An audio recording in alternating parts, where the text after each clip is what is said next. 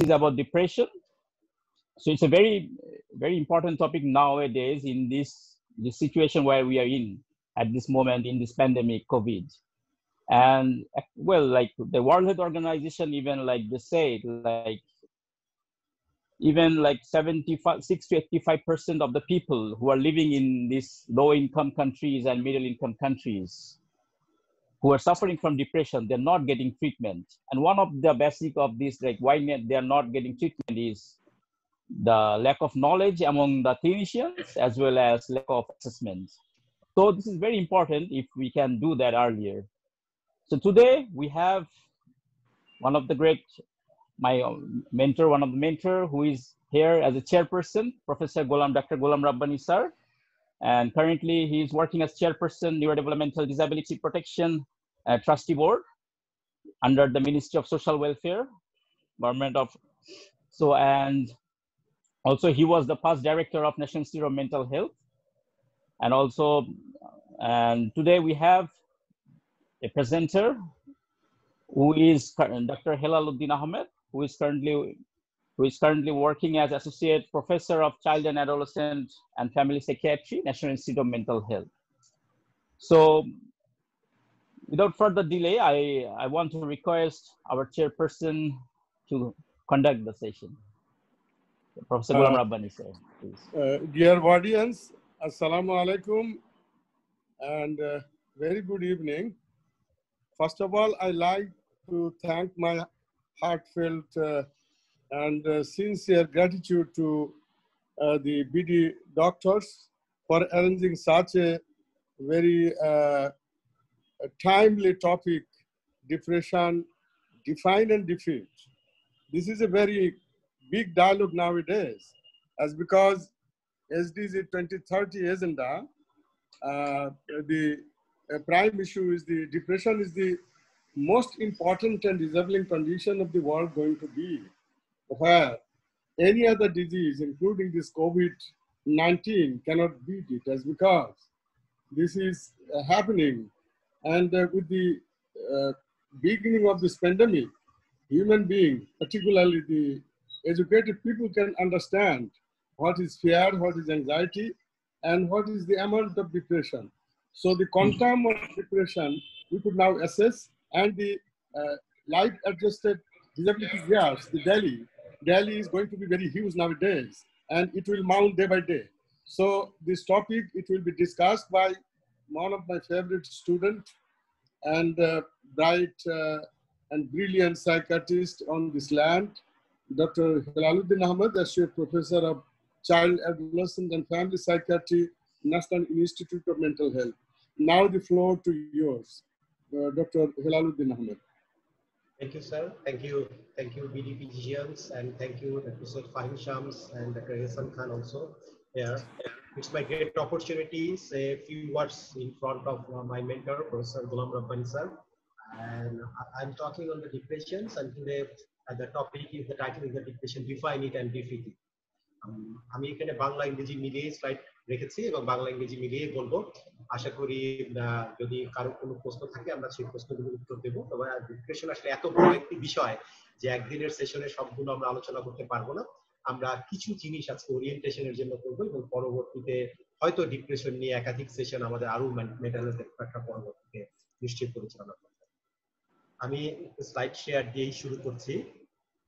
আমাদের ডিপ্রেশনকে আমরা define it and define it. ডিপ্রেশনকে ডিফাইন করতে গেলে আসলে এটার অনেক হিস্ট্রি আমরা যখন দেখি যে আমাদের 6004 থেকে 6000 বছর আগে মিশরের যে পিরামিড ছিল, সেই পিরামিডের ভেতরে যে মমি পাওয়া গেছে, সেই মমির ভেতরেও কিছু হায়ারোগ্লিফিক্স লিপিতে প্যাপিরাসের পাতায় কিন্তু ডিপ্রেশনের বর্ণনা দেওয়া আছে।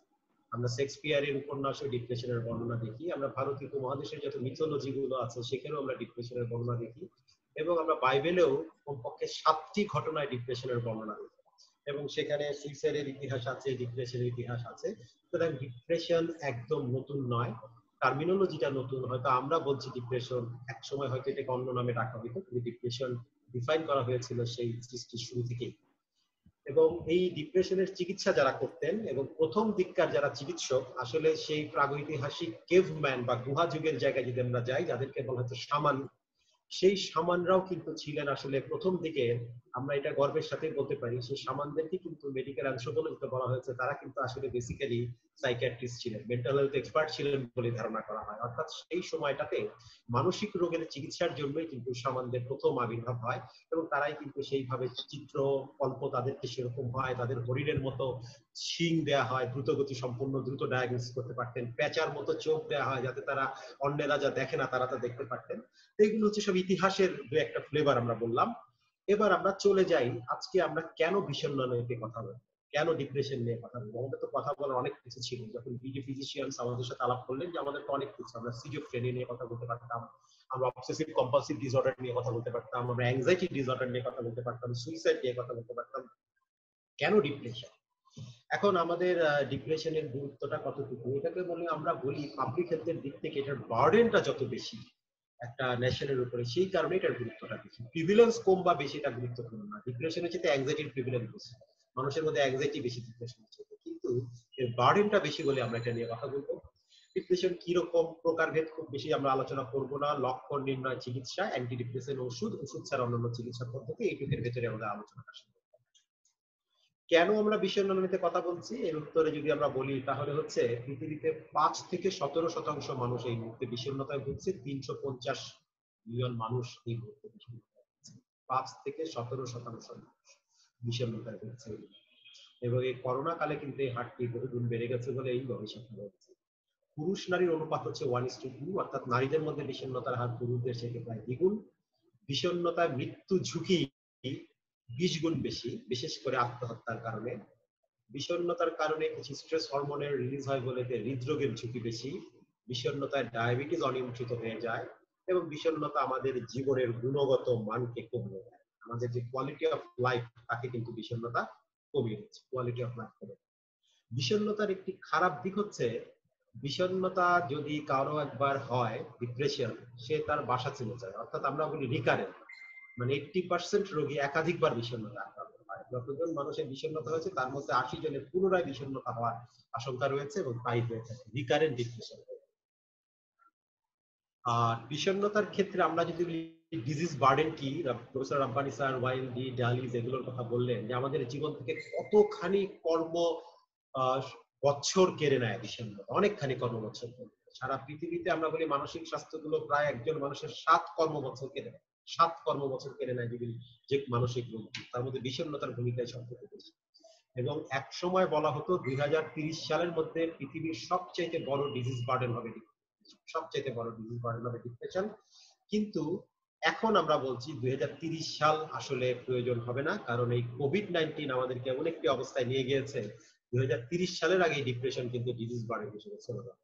এটি হচ্ছে WHO এর এস্টিমেশন। এটা কিন্তু 2004 সাল 30 সালের মধ্যে গবেষণা করে দেখানো হয়েছিল যে 4 সালে ছিল lower respiratory infection, diarrhoeal diseases, depression ছিল থার্ডে, এবং ডিজিজ বার্ডেন ডালিজ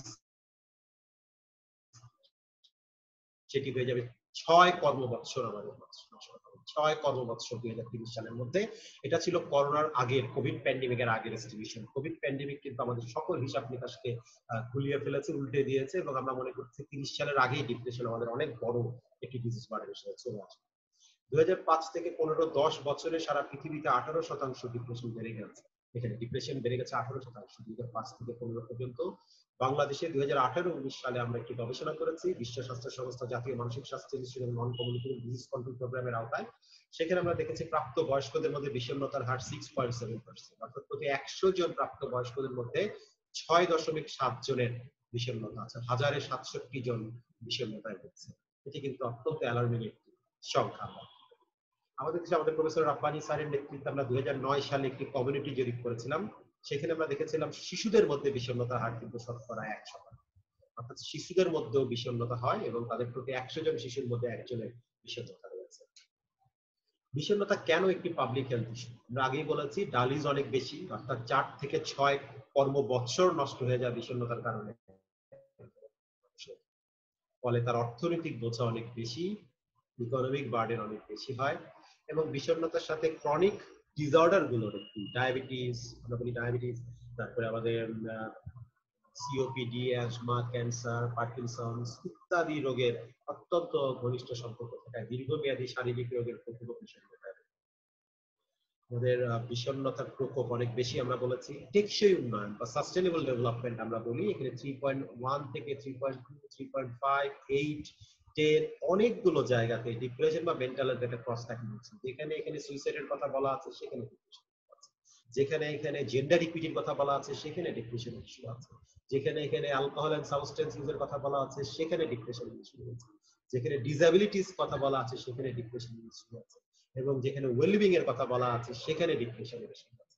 তাহলে সাস্টেনেবল গোল যদি আমরা অ্যাচিভ করতে চাই, এসডিজি যেটাকে আমরা বলি, তাহলে ডিপ্রেশনকে আমাদেরকে অবশ্যই ডিফিট করতে হবে।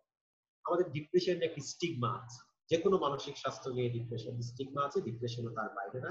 স্টিগমাটাও আমাদের জন্য ডিপ্রেশন চিকিৎসায় একটা বড় ধরনের একটা বাধা হয়ে দাঁড়াচ্ছে।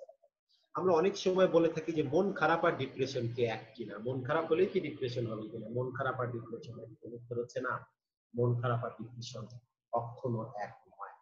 মন খারাপ বা স্যাডনেস হচ্ছে একদম স্বাভাবিক একটি, আমরা বলি যে একদম স্বাভাবিক একটি আবেগ, নর্মাল ইমোশন, ফিজিওলজিক্যাল ইমোশন। আর ডিপ্রেশন হচ্ছে একটা প্যাথোলজিক্যাল ক্লিনিক্যাল ডিপ্রেশন, এটি এক ধরনের রোগ এবং অবশ্যই এটি একটি মানসিক। যদি পার্থক্যটা বলি তাহলে আমরা বলি মন খারাপ হচ্ছে সাধারণ আবেগ, ডিপ্রেশন হচ্ছে বা ক্লিনিক্যাল ডিপ্রেশন হচ্ছে আবেগের অস্বাভাবিক বহিঃপ্রকাশ। মন খারাপ সাধারণত ক্ষণস্থায়ী, কিন্তু ডিপ্রেশন দীর্ঘস্থায়ী। মন খারাপের সব সময় একটা কারণ খুঁজে পাওয়া যায়, কারণ ছাড়া সাধারণত মন খারাপ হয় না। কিন্তু ডিপ্রেশনের কারণ সব সময় খুঁজে পাওয়া যায় না, বেশিরভাগ ক্ষেত্রে খুঁজে পাওয়া যায় না। মন খারাপের কোনো চিকিৎসা লাগে না, ডিপ্রেশনের চিকিৎসা লাগে, সেখানে ওষুধের প্রয়োজন আছে, সাইকোথেরাপির প্রয়োজন আছে। মন খারাপে আমাদের প্রোডাক্টিভিটি, ফাংশনাল ইম্পেয়ারমেন্ট খুব উল্লেখযোগ্য পরিমাণে হয়, কিন্তু ডিপ্রেশনে আমাদের ফাংশনাল ইম্পেয়ারমেন্ট খুব উল্লেখযোগ্য পরিমাণে হয়, আমাদের কর্মক্ষমতা হ্রাস পায় বলেই সেখানে ডালিস, ওয়াইল্ডি এগুলোর গুরুত্ব চলে এসেছে। তারপরে ডিপ্রেশন আমাদের একটি ইকোনমিক বার্ডেন দেয়, মানুষের জীবনের মানকে কমিয়ে দেয়। ডিপ্রেশনের ডেফিনেশনে যদি যাই তাহলে আমরা বলবো একটা দুঃখবোধের মতো সাধারণ আবেগ বা স্যাডনেস যখন অযৌক্তিক, তীব্র এবং দীর্ঘসময়, মানে ইররেশনাল স্যাডনেস হতে হবে, সিভিয়ার স্যাডনেস হতে হবে, এবং একটা লম্বা ডিউরেশন থাকতে হবে, এবং এটি ব্যক্তির স্বাভাবিক জীবনযাপনকে ব্যাহত করবে, তার ফাংশনাল ইম্পেয়ারমেন্ট করবে, এবং পারস্পরিক সম্পর্ক, ইন্টারপার্সোনাল রিলেশনশিপকে ব্যাহত করবে। ডিপ্রেশনের যে ডেফিনেশনে যদি আমরা চলে যাই তাহলে এটা বলা হচ্ছে depression is a common mental disorder. এটা কিন্তু বেশ কমন, এই কারণে characterized by sadness, loss of interest or pleasure, feeling of guilt or low self-worth, disturbed sleep or appetite, feeling of tiredness and poor concentration. আমরা যদি WHO এর ডেফিনেশনের দিকে যাই তাহলে দেখব ডিপ্রেশনের ভেতরে আমাদের একটা স্যাডনেস বা একটা আবেগের একটা লক্ষণ থাকে। আমাদের মেন্টাল প্রসেস, আমাদের ইচ্ছা, আমাদের আবেগ, আমাদের আগ্রহ, আমাদের উৎসাহ, আমাদের আনন্দ, এইগুলো কমে যায়, এবং প্রত্যেক ব্যক্তি তার নিজেকে নতুন ভাবে এখানে দেখে, একটা গিল্ট ফিল করে, তার ভিতর সেলফ ওয়ার্থ কমে যায়, লো সেলফ ওয়ার্থ, নিজেকে অকর্মণ্য মনে করে, এবং তার কিছু শারীরিক লক্ষণ হয়, যেমন ঘুমের সমস্যা হয়, তার খিদে বেড়ে যায় অথবা কমে যায়, এবং সে সবসময় একটা টায়ার্ডনেস বা সাইকোমোটর রিটার্ডেশন বা সাইকোমোটর অ্যাজিটেশন যেটাই হতে পারে। ঘুমের ক্ষেত্রে একটি বিচিত্র বিষয় হচ্ছে আমরা যখনই ডিপ্রেশনের কথা বলি তখনই আমরা মনে করি যেন আমরা ঘুম বোধহয় কমে যাবো, যে ডিপ্রেশনের ক্ষেত্রে আসলে ঘুমের সেই কমে যাওয়াটা বা ঘুম না আসাটার চাইতে গুরুত্বপূর্ণ হচ্ছে ঘুমের প্যাটার্ন পরিবর্তন। বেশিরভাগ ক্ষেত্রেই আর্লি মর্নিং অ্যাওয়াকিং, অর্থাৎ ভোরবেলা ঘুম ভেঙে যায়, অথবা বেশি ঘুম চলে আসে, বেশি ঘুমাতে। এই বিষয়গুলো আমাদের একটু ক্লিনিক্যালি মাথায় রাখতে হবে। আমরা সাধারণ বিশ্বাস থেকে মনে করি ডিপ্রেশন তার মানে ঘুম বোধহয় আসছে, কিন্তু আমাদেরকে মনে রাখতে হবে সেখানে আর্লি মর্নিং অ্যাওয়াকিং হয়, অথবা যার ডিপ্রেশন আছে তিনি বেশি ঘুমান। এটা লং লাস্টিং হতে পারে, ডিপ্রেশন রিকারেন্ট হতে পারে, এবং তার ফাংশনিং কে দারুণভাবে ব্যাহত করে, তার পড়ালেখা, একাডেমিক কার্যক্রমকে ব্যাহত করে, এবং প্রতিদিনকার লাইফের সাথে কোপ করতে তাকে বাধাগ্রস্ত করে। এবং যখন ডিপ্রেশনটি খুব গুরুতর হয়ে যায় তখন ব্যক্তিকে কিন্তু আত্মহত্যা করতে হবে, এবং এটা সুইসাইডের দিকে চলে যেতে পারে। এটা একটা হিডেন বার্ডেন, আমরা অনেক সময় বুঝি না, অনেক সময় জানি না, এবং অনেক সময় ডিপ্রেশন কিন্তু আমরা যেটা চিকিৎসাযোগ্য সেটা মনে করি। সারা পৃথিবীতে 350 মিলিয়ন মানুষ কিন্তু এই মুহূর্তে ডিপ্রেশনে ভুগছেন, এবং এটা কিন্তু সাধারণত ইয়াং এজে শুরু হয়, বিশেষ করে আমাদের এই সাবকন্টিনেন্ট গুলোতে, এবং নারীদের মধ্যে ডিপ্রেশনের হার পুরুষদের চেয়ে দ্বিগুণ। এবং সব সময় প্রত্যেক বছর almost 1 million people take their own life in Chile. সুতরাং ডিপ্রেশন, পার্সোনালিটি ডিসঅর্ডার ইত্যাদি রোগের কারণেই কিন্তু বেশিরভাগ ক্ষেত্রে আমাদের সুইসাইডের ঘটনাগুলো ঘটতে থাকে এবং বেশিরভাগ সময় আন্ডার ডায়াগনোস থাকে। আমরা বলি না, বিশেষ করে স্টিগমার কারণে, আরে মন খারাপ, এটা তো কোনো ব্যাপার না। এবং ওয়ার্ল্ড ওয়াইড যে গবেষণা, যেগুলো উন্নত দেশের গবেষণা এবং অনুন্নত দেশের সবগুলোকে একত্রিত করে বলা হয়েছে, মাত্র 25% মানুষ ট্রিটমেন্ট গ্রহণ করে, 75% মানুষ ডিপ্রেশনের জন্য ট্রিটমেন্ট গ্রহণ করছে না বা ট্রিটমেন্ট পাচ্ছে না। বাংলাদেশের ক্ষেত্রে চিত্রটা হচ্ছে আসলে আমাদের যে কোনো মানসিক রোগের ক্ষেত্রে মাত্র 8% মানুষ ট্রিটমেন্ট গ্রহণ করে, 92% মানুষই মানসিক রোগ থাকা সত্ত্বেও ট্রিটমেন্ট গ্রহণ করে না। এটাকে আমরা ট্রিটমেন্ট গ্যাপ বলি। এটা আমাদের 2018 সালের একটি স্টাডি ফাইন্ডিংস। এটা হচ্ছে আমাদের যত মানুষের যে কোনো মানসিক রোগ আছে, ডিপ্রেশন থেকে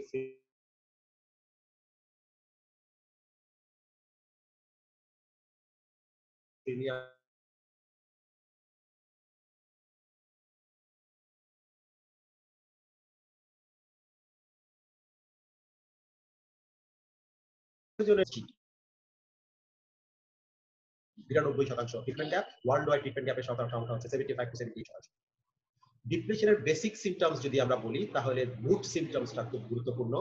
আমাদের লো মুড থাকে, মনটা খারাপ থাকে। আমাদের সোমাটিক সিমটমস, শারীরিক কিছু লক্ষণ থাকে, আমরা বলবো। আমাদের মোটর সিমটমস থাকে, হয় আমরা লেথার্জি হয়ে থাকি, সাইকোমোটর রিটার্ডেশন, অথবা আমরা খুব সাইকোমোটর অ্যাজিটেশন, অস্থিরতার মধ্যে থাকি ডিপ্রেশন হলে, অথবা কগনিটিভ ডিসঅর্ডার, মেন্টাল প্রসেস গুলো তার খারাপ হতে থাকে, স্মরণ শক্তি, মনোযোগ দেওয়ার ক্ষমতা, কোনো কিছু মনে রাখার ক্ষমতা, এই বিষয়গুলো তাতে আমাদের কিন্তু কখনো কখনো হ্যাম্পার হতে থাকে। আমরা বলি যে ডিপ্রেসড মুড, আমরা বললাম pleasure, feelings, physical complaints, somatic symptoms, cognitive disorder, psychomotor, এগুলো থাকে। কেন বিষণ্ণতা হয়? এর উত্তর হচ্ছে এটি আসলে মাল্টিফ্যাক্টরিয়াল। একটি কারণ দিয়ে ডিপ্রেশনকে ব্যাখ্যা করা যায়, একটি কারণ দিয়ে ডিপ্রেশনকে ব্যাখ্যা করা যায়। এটা মাল্টিফ্যাক্টরিয়াল। কিছু প্রিডিসপোজিং ফ্যাক্টরস থাকে এবং কিছু প্রেসিপিটেটিং এন্ড পার্টিসিপেটিং ফ্যাক্টর। প্রিডিসপোজিং ফ্যাক্টরটা হচ্ছে জেনেটিক এন্ড পার্সোনাল, অর্থাৎ ব্যক্তির বংশ পরম্পরা, পারিবারিক বংশে যদি কারো ডিপ্রেশন থাকে এবং তার ব্যক্তিত্বে যদি কোনো প্রিমরবিড পার্সোনালিটি আমরা বলি, ঝড়ে তো সব গাছ পড়ে না, তার মানে কার ডিপ্রেশন হবে, কোন ঘটনায় হবে, সেটি কিন্তু ব্যক্তির ব্যক্তিত্বের উপর নির্ভর করে, পার্সোনালিটির উপর নির্ভর করে সেটি। আরেকটা যে প্রেসিপিটেটিং এর পার্টিসিপেটিং ফ্যাক্টর, কোনটা তাকে হঠাৎ করে ডিপ্রেশনের দিকে ঠেলে দিল এবং ডিপ্রেশনকে বজায় রাখতে সাহায্য করলো, সেটি হচ্ছে early environment and social environment. Early environment বলতে আমরা বুঝি সেটি হচ্ছে ব্যক্তির শৈশবের বিকাশ। যেমন শৈশবে যদি সে ম্যাটারনাল অ্যাফেকশন থেকে ডিপ্রাইভ থাকে, মাতৃস্নেহ থেকে বঞ্চিত থাকে, যদি প্যারেন্টাল সেপারেশন থাকে, যদি ফ্যামিলিতে কোনো ডিসকর্ড থাকে, পারিবারিক সহিংসতা বা পারিবারিক কোনো টানাপোড়েন থাকে, শিশু যদি শৈশবে কোনো ফিজিক্যাল অথবা যৌন নির্যাতনের শিকার হয়, প্যারেন্টিং স্টাইল যদি খুব হার্শ হয়, খুব অথরিটেটিভ হয়, খুব অথরিটেরিয়ান হয়, খুব কঠিন ওভার প্রোটেক্টিভ হয়, তাহলে সন্তানের মধ্যে ডিপ্রেশন হতে পারে। এবং পোস্টন্যাটাল ম্যাটারনাল ডিপ্রেশন, মায়ের যদি ডিপ্রেশন থাকে তাহলে সন্তানের ডিপ্রেশনে, পরবর্তী জীবনে ডিপ্রেশনে আক্রান্ত হওয়ার আশঙ্কা থাকে। এগুলোকে আমরা বলে থাকি early symptoms of depression.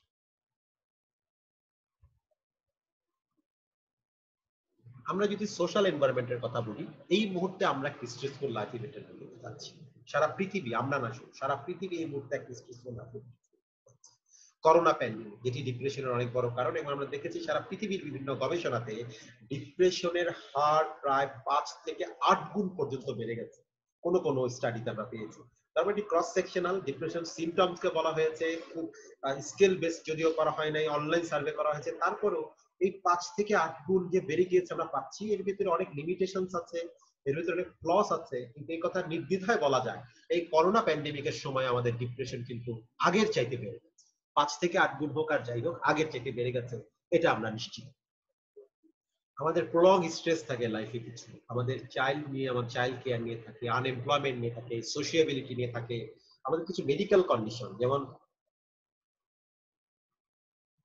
Chronic disease, diabetes, অন্যান্য ডিজিজ আমরা বলবো, সেগুলো থেকে কিন্তু বিষণ্ণতার লক্ষণ আসতে পারে। আমাদের কিছু জিনিসকে আমরা স্ট্রেস হিসেবে পারসিভ করি, আসলে হয়তো সেটা স্ট্রেস নয়, সেটা ম্যান টু ম্যান ভ্যারি করে, সেগুলোকে নন স্পেসিফিক স্ট্রেস বলা হয়। ফলে এই সোশ্যাল এনভায়রনমেন্ট আমার ফ্যামিলি লাইফ, আমার সোশ্যাল লাইফ, আমরা যদি ইকোলজিক্যাল মডেল বলি তাহলে micro, meso, exo and macro system. Micro হচ্ছে ব্যক্তি নিজে, মেজো হচ্ছে তার চারপাশ, পরিবার, স্কুলিং, এক্সো হচ্ছে তার কমিউনিটি, এবং ম্যাক্রো হচ্ছে তার সমস্ত রাষ্ট্র, পৃথিবীর অবস্থা, এই জিনিসগুলো ecological model. Say micro, meso, exo and macro system, এই প্রত্যেকটি সিস্টেম কিন্তু মানুষকে ডিপ্রেশনকে প্রভাবিত করে।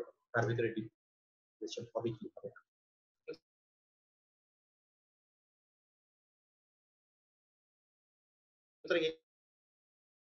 এটি আমাদের খুব গুরুত্বপূর্ণ সোশ্যাল এনভায়রনমেন্ট। ধরে নেওয়া যাবে না যে এইগুলো থাকলে ডিপ্রেশন, এগুলো যে ডিপ্রেশন করবেই এটা নয়, তবে আশঙ্কা বেশি থাকে। যেমন আমাদের যদি অ্যালকোহল যারা গ্রহণ করেন, যারা অ্যান্টিসাইকোটিক কিছু ড্রাগ থেকে ডিপ্রেশন হতে পারে, বিটা ব্লকার থেকে ডিপ্রেশন হতে পারে, ওরাল কন্ট্রাসেপটিভ থেকে ডিপ্রেশন হতে পারে, কার্বাবাজিবি থেকে ডিপ্রেশন হতে পারে, কর্টিকোস্টেরয়েড থেকে ডিপ্রেশন হতে পারে। ইদানিং কিন্তু আমাদের কোনো পাবলিকেশন নাই আমাদের দেশে, কিন্তু আমরা ক্লিনিক্যাল প্র্যাকটিস আমাদের প্রফেসর রাব্বানী স্যার নিশ্চয়ই এখানে যুক্ত করবেন, ডক্টর ফাহিম আছেন তিনি নিশ্চয়ই যুক্ত করবেন এখানে, এবং আমাদের সাইকিয়াট্রিস্ট হয়তো অনেকে আছেন, ডক্টর রশিদুল হক আছেন কিনা জানি না, ওনারা যুক্ত করবেন। উনি নিজেও কোভিড-19 সংক্রমিত হয়েছিলেন। আমরা দেখেছি যে আমরা কোভিড পরবর্তী সময়, অর্থাৎ কোভিড হয়েছিল, কোভিড থেকে সুস্থ হয়েছেন, তারপরে কিন্তু আমাদের কাছে আসছেন ডিপ্রেশনের লক্ষণ। একাধিক আমরা এরকম রোগী পেয়েছি। তার মানে কোভিড পরবর্তী ডিপ্রেশন, তার আগে কিন্তু ডিপ্রেশন ছিল না। এটি ইন্টারন্যাশনাল বিভিন্ন পাবলিকেশন আমরা পেয়েছি। বাংলাদেশে যদিও কোনো গবেষণা নাই, কিন্তু আমরা বলতে পারি যে আমাদের clinical communication and clinical experience থেকে আমরা কোভিড পরবর্তী বিষণ্ণতা আর কিন্তু আমাদের দেশেও বাড়ছে এবং আমরাও পাচ্ছি এই ধরনের ডিপ্রেশন। আমরা যদি বিষণ্ণতার লক্ষণ সমূহ বলি, তাহলে কমপক্ষে 2 সপ্তাহ ধরে লক্ষণগুলো থাকতে হবে, কমপক্ষে 2 সপ্তাহ ধরে। 2 সপ্তাহের কম আমার আজকে লক্ষণগুলো আছে, তার মানে এটাই আমাদের ডিপ্রেশন হয়ে যাবে। এবং আমরা যদি ডিপ্রেশন যদি এরকম না হয়, তাহলে আমাদের একদিনে ডিপ্রেশন এটা বলার সুযোগ নাই। আমাদের ডিপ্রেশন হতে হলে লক্ষণগুলো কমপক্ষে 2 সপ্তাহ ধরে থাকে। এবং লক্ষণগুলোকে আমরা বলে থাকি সাধারণত মনোদৈহিক সামাজিক বা বায়োসাইকোসোশ্যাল, 3 ধরনের লক্ষণ আমাদের মধ্যে। এবং বিষণ্ণতার যদি মানসিক লক্ষণগুলো আমরা দেখি, তাহলে আমরা বলতে পারি যে ডিপ্রেশনের প্রথম মানসিক লক্ষণ হচ্ছে স্যাডনেস, মন খারাপ, অর্থাৎ অশান্তি, হতাশ, মন খারাপ। এই অশান্তি, হতাশ, মন খারাপ এটি কিন্তু ডিপ্রেশনের একটি প্রধানতম লক্ষণ। এবং বিষণ্ণতাটা সকালের দিকে, মন খারাপটা সকালের দিকে বেশি লক্ষ্য করা যায়। মন খারাপটা সকালের দিকে বেশি লক্ষ্য করা যায়। দিনটা যত বাড়তে থাকে মন খারাপটা একটু ভালো হয়ে থাকে। আনন্দের বিষয়ে ঘটনা আনন্দ পায়, আমরা বলি অ্যানহেডোনিয়া, মানে আগে আনন্দ পেত কিন্তু এখন আনন্দ পাচ্ছে না। আগে যেটাতে আনন্দ পেত এখন সেটাতে আনন্দ পাচ্ছে না। তার মানে এটাই হচ্ছে ডিপ্রেশনের অন্যতম একটি মানসিক লক্ষণ। এবং নিজের আত্মবিশ্বাস কমে যায়, নিজেকে হীন, তুচ্ছ, অকর্মণ্য মনে করে, এবং যেটাকে নিজেকে মনে করে আমার দ্বারা কিছু হবে না, আমি পারবো না। এই বিষয়গুলো কিন্তু ডিপ্রেশনের এক ধরনের অন্যতম গুরুত্বপূর্ণ লক্ষণ। আমরা বলি যে কোনো কিছু মনে রাখতে পারে না, মনোসংযোগ, অ্যাটেনশন কনসেন্ট্রেশন কমে যায়, মনে রাখতে পারে না, কোনো বিষয়ে মনোসংযোগ করতে পারে, কান্নাকাটি করে। ডিপ্রেশন হলে কান্নাকাটি করে, পুরুষেরাও করে, নারীরাও করে। সুতরাং ডিপ্রেশন একটা ক্রাইং স্পেল বা কান্নাকাটির লক্ষণ কিন্তু ডিপ্রেশন। ডিপ্রেশনের যখন সিভিয়ার মাত্রায় চলে যায়, যখন ডিপ্রেশনটা খুব গুরুতর মাত্রায় চলে যায়, তখন কিন্তু ডিপ্রেশন থেকে আমাদের মধ্যে আত্মহত্যার চিন্তা, ইচ্ছা, প্রবণতা দেখা দিতে পারে। এই আত্মহত্যার চিন্তা, প্রবণতা যখন দেখা দেয়, এবং তখন কিন্তু পৃথিবীতে প্রায় প্রত্যেক দিন আত্মহত্যার চেষ্টা করেন 60,000 মানুষ, যার বেশিরভাগের পেছনে হচ্ছে বিষণ্ণতা এবং ব্যক্তিত্বের সমস্যা বা পার্সোনালিটি ডিসঅর্ডার।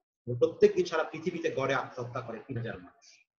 বছরে সেই হিসাবে 8 লাখ মানুষ আত্মহত্যা করে। 2030 সাল নাগাদ এই সংখ্যা 15 লক্ষে যাবে বলে আশঙ্কা করা হচ্ছে। এবং প্রত্যেক দিন আত্মহত্যার চেষ্টা করছেন 60,000 মানুষ, প্রতিদিন আত্মহত্যা করেন 3,000 জন, বছরে 8 লাখ। প্রত্যেক 40 সেকেন্ডে একজন মানুষ আত্মহত্যা করছে পৃথিবীর কোথাও না কোথাও, প্রতি 40 সেকেন্ডে একজন মানুষ আত্মহত্যা করছে। বিষণ্ণতার কিছু শারীরিক লক্ষণ থাকে। আমরা প্রথমেই বলেছি ঘুমের সমস্যা, সাধারণত খুব ভোরে ঘুম ভেঙে যায়, অথবা কারো কারো ঘুম বেশি হতে পারে। খুব ভোরে ঘুম ভেঙে যায় অথবা কারো কারো ঘুম বেশি হতে পারে। আমাদের আরেকটি গুরুত্বপূর্ণ যেটা হচ্ছে খিদে কমে যাওয়া বা কখন অতিরিক্ত খাদ্য গ্রহণ। খিদে কমে যাওয়া বা অতিরিক্ত খাদ্য গ্রহণ, ডিপ্রেশনে কারো কারো খিদে কমে যায়, কেউ কেউ অতিরিক্ত খাদ্য গ্রহণ করা শুরু করে, খেয়ে খেয়ে তার ডিপ্রেশনটা কমানোর খুব করার চেষ্টা করে। এবং এর সাথে সংযুক্ত হচ্ছে যার খিদে বেড়ে যাবে তার ওজন বেড়ে যাবে, যার খিদে কমে যাবে খাদ্য গ্রহণ কমে যাবে তার ওজন কমে যাবে। শরীরের বিভিন্ন স্থানে ব্যথা, মাথা সহ শরীরে জ্বালা পোড়া করে, এটি আমাদের সাবকন্টিনেন্টের একটি খুব গুরুত্বপূর্ণ ফিচার্স, যেটা আমরা একটি স্টাডিতেও পেয়েছিলাম। প্রফেসর রাব্বানি স্যার সেই স্টাডির লিড ছিলেন আমাদের, যে আমরা এই সাবকন্টিনেন্টের ডিপ্রেশনের 80 আইটেম এবং 80 আইটেম অবজারভেশন করেছিলাম। সেখানে দেখেছিলাম যে অন্যান্য দেশ ইউরোপে এবং পাশ্চাত্যে ডিপ্রেশনের মূল লক্ষণটি হচ্ছে যেটা বুক ফিচার বা ইন্টারেস্ট ফিচার, সেই ওদের বইপত্রে এই দুইটাকে খুব গুরুত্ব দেওয়া হয়েছে। আমাদের এই সাবকন্টিনেন্টে কিন্তু ডিপ্রেশনের মূল ফিচার্স হচ্ছে সোমাটিক ফিচার, শরীরের বিভিন্ন স্থানে ব্যথা, মাথা সহ শরীরের বিভিন্ন জ্বালা পোড়া, এবং তারা বলতে পারে না কি হয়, গলার কাছে কিছু আটকে থাকে, মাথা দপদপ করে, বুক ঝিনঝিন করে, মাথার কাছে মাথা জলে, হাত পা জলে ইত্যাদি লক্ষণ নিয়ে তারা আমাদের কাছে আসে। এবং বিষণ্ণতা আরেকটি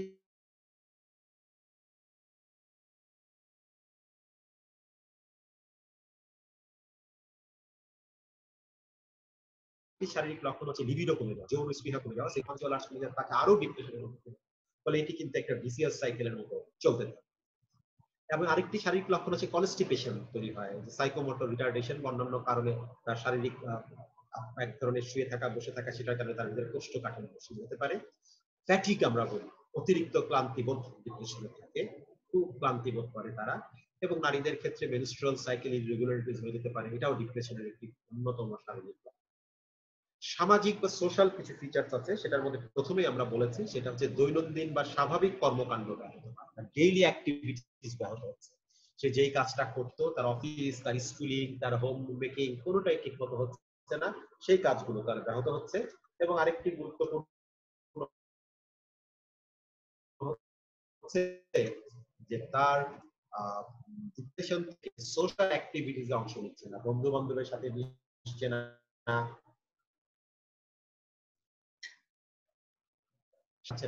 এই বিষয়গুলো নিজেকে গুটিয়ে রাখছে আলাদা। শখ পরিহার করছে, আগে তার শখ ছিল, আগে যেগুলো করতে ভালো লাগতো, আগে গান শুনতে ভালো লাগতো, বাগান করতে ভালো লাগতো, ছবি আঁকতে ভালো লাগতো, আড্ডা দিতে ভালো লাগতো, মুভি দেখতে ভালো লাগতো, বেড়াতে যেতে ভালো লাগতো, এখন তার কোনোটাই ভালো লাগছে না। মানে প্লেজারেবল অ্যাক্টিভিটিস গুলো তার কিন্তু অনেকখানি কমে যাচ্ছে, তার শখ গুলোকে সে পরিহার করছে এবং তার ভালো লাগছে। তার পারিবারিক জীবন বাধাগ্রস্ত হচ্ছে, তার ব্যক্তি জীবন বাধাগ্রস্ত হচ্ছে, ইন্টারপার্সোনাল রিলেশনশিপ বা তার আন্তঃব্যক্তিক সম্পর্কগুলো কিন্তু ঝুঁকিপূর্ণ হয়ে যাচ্ছে।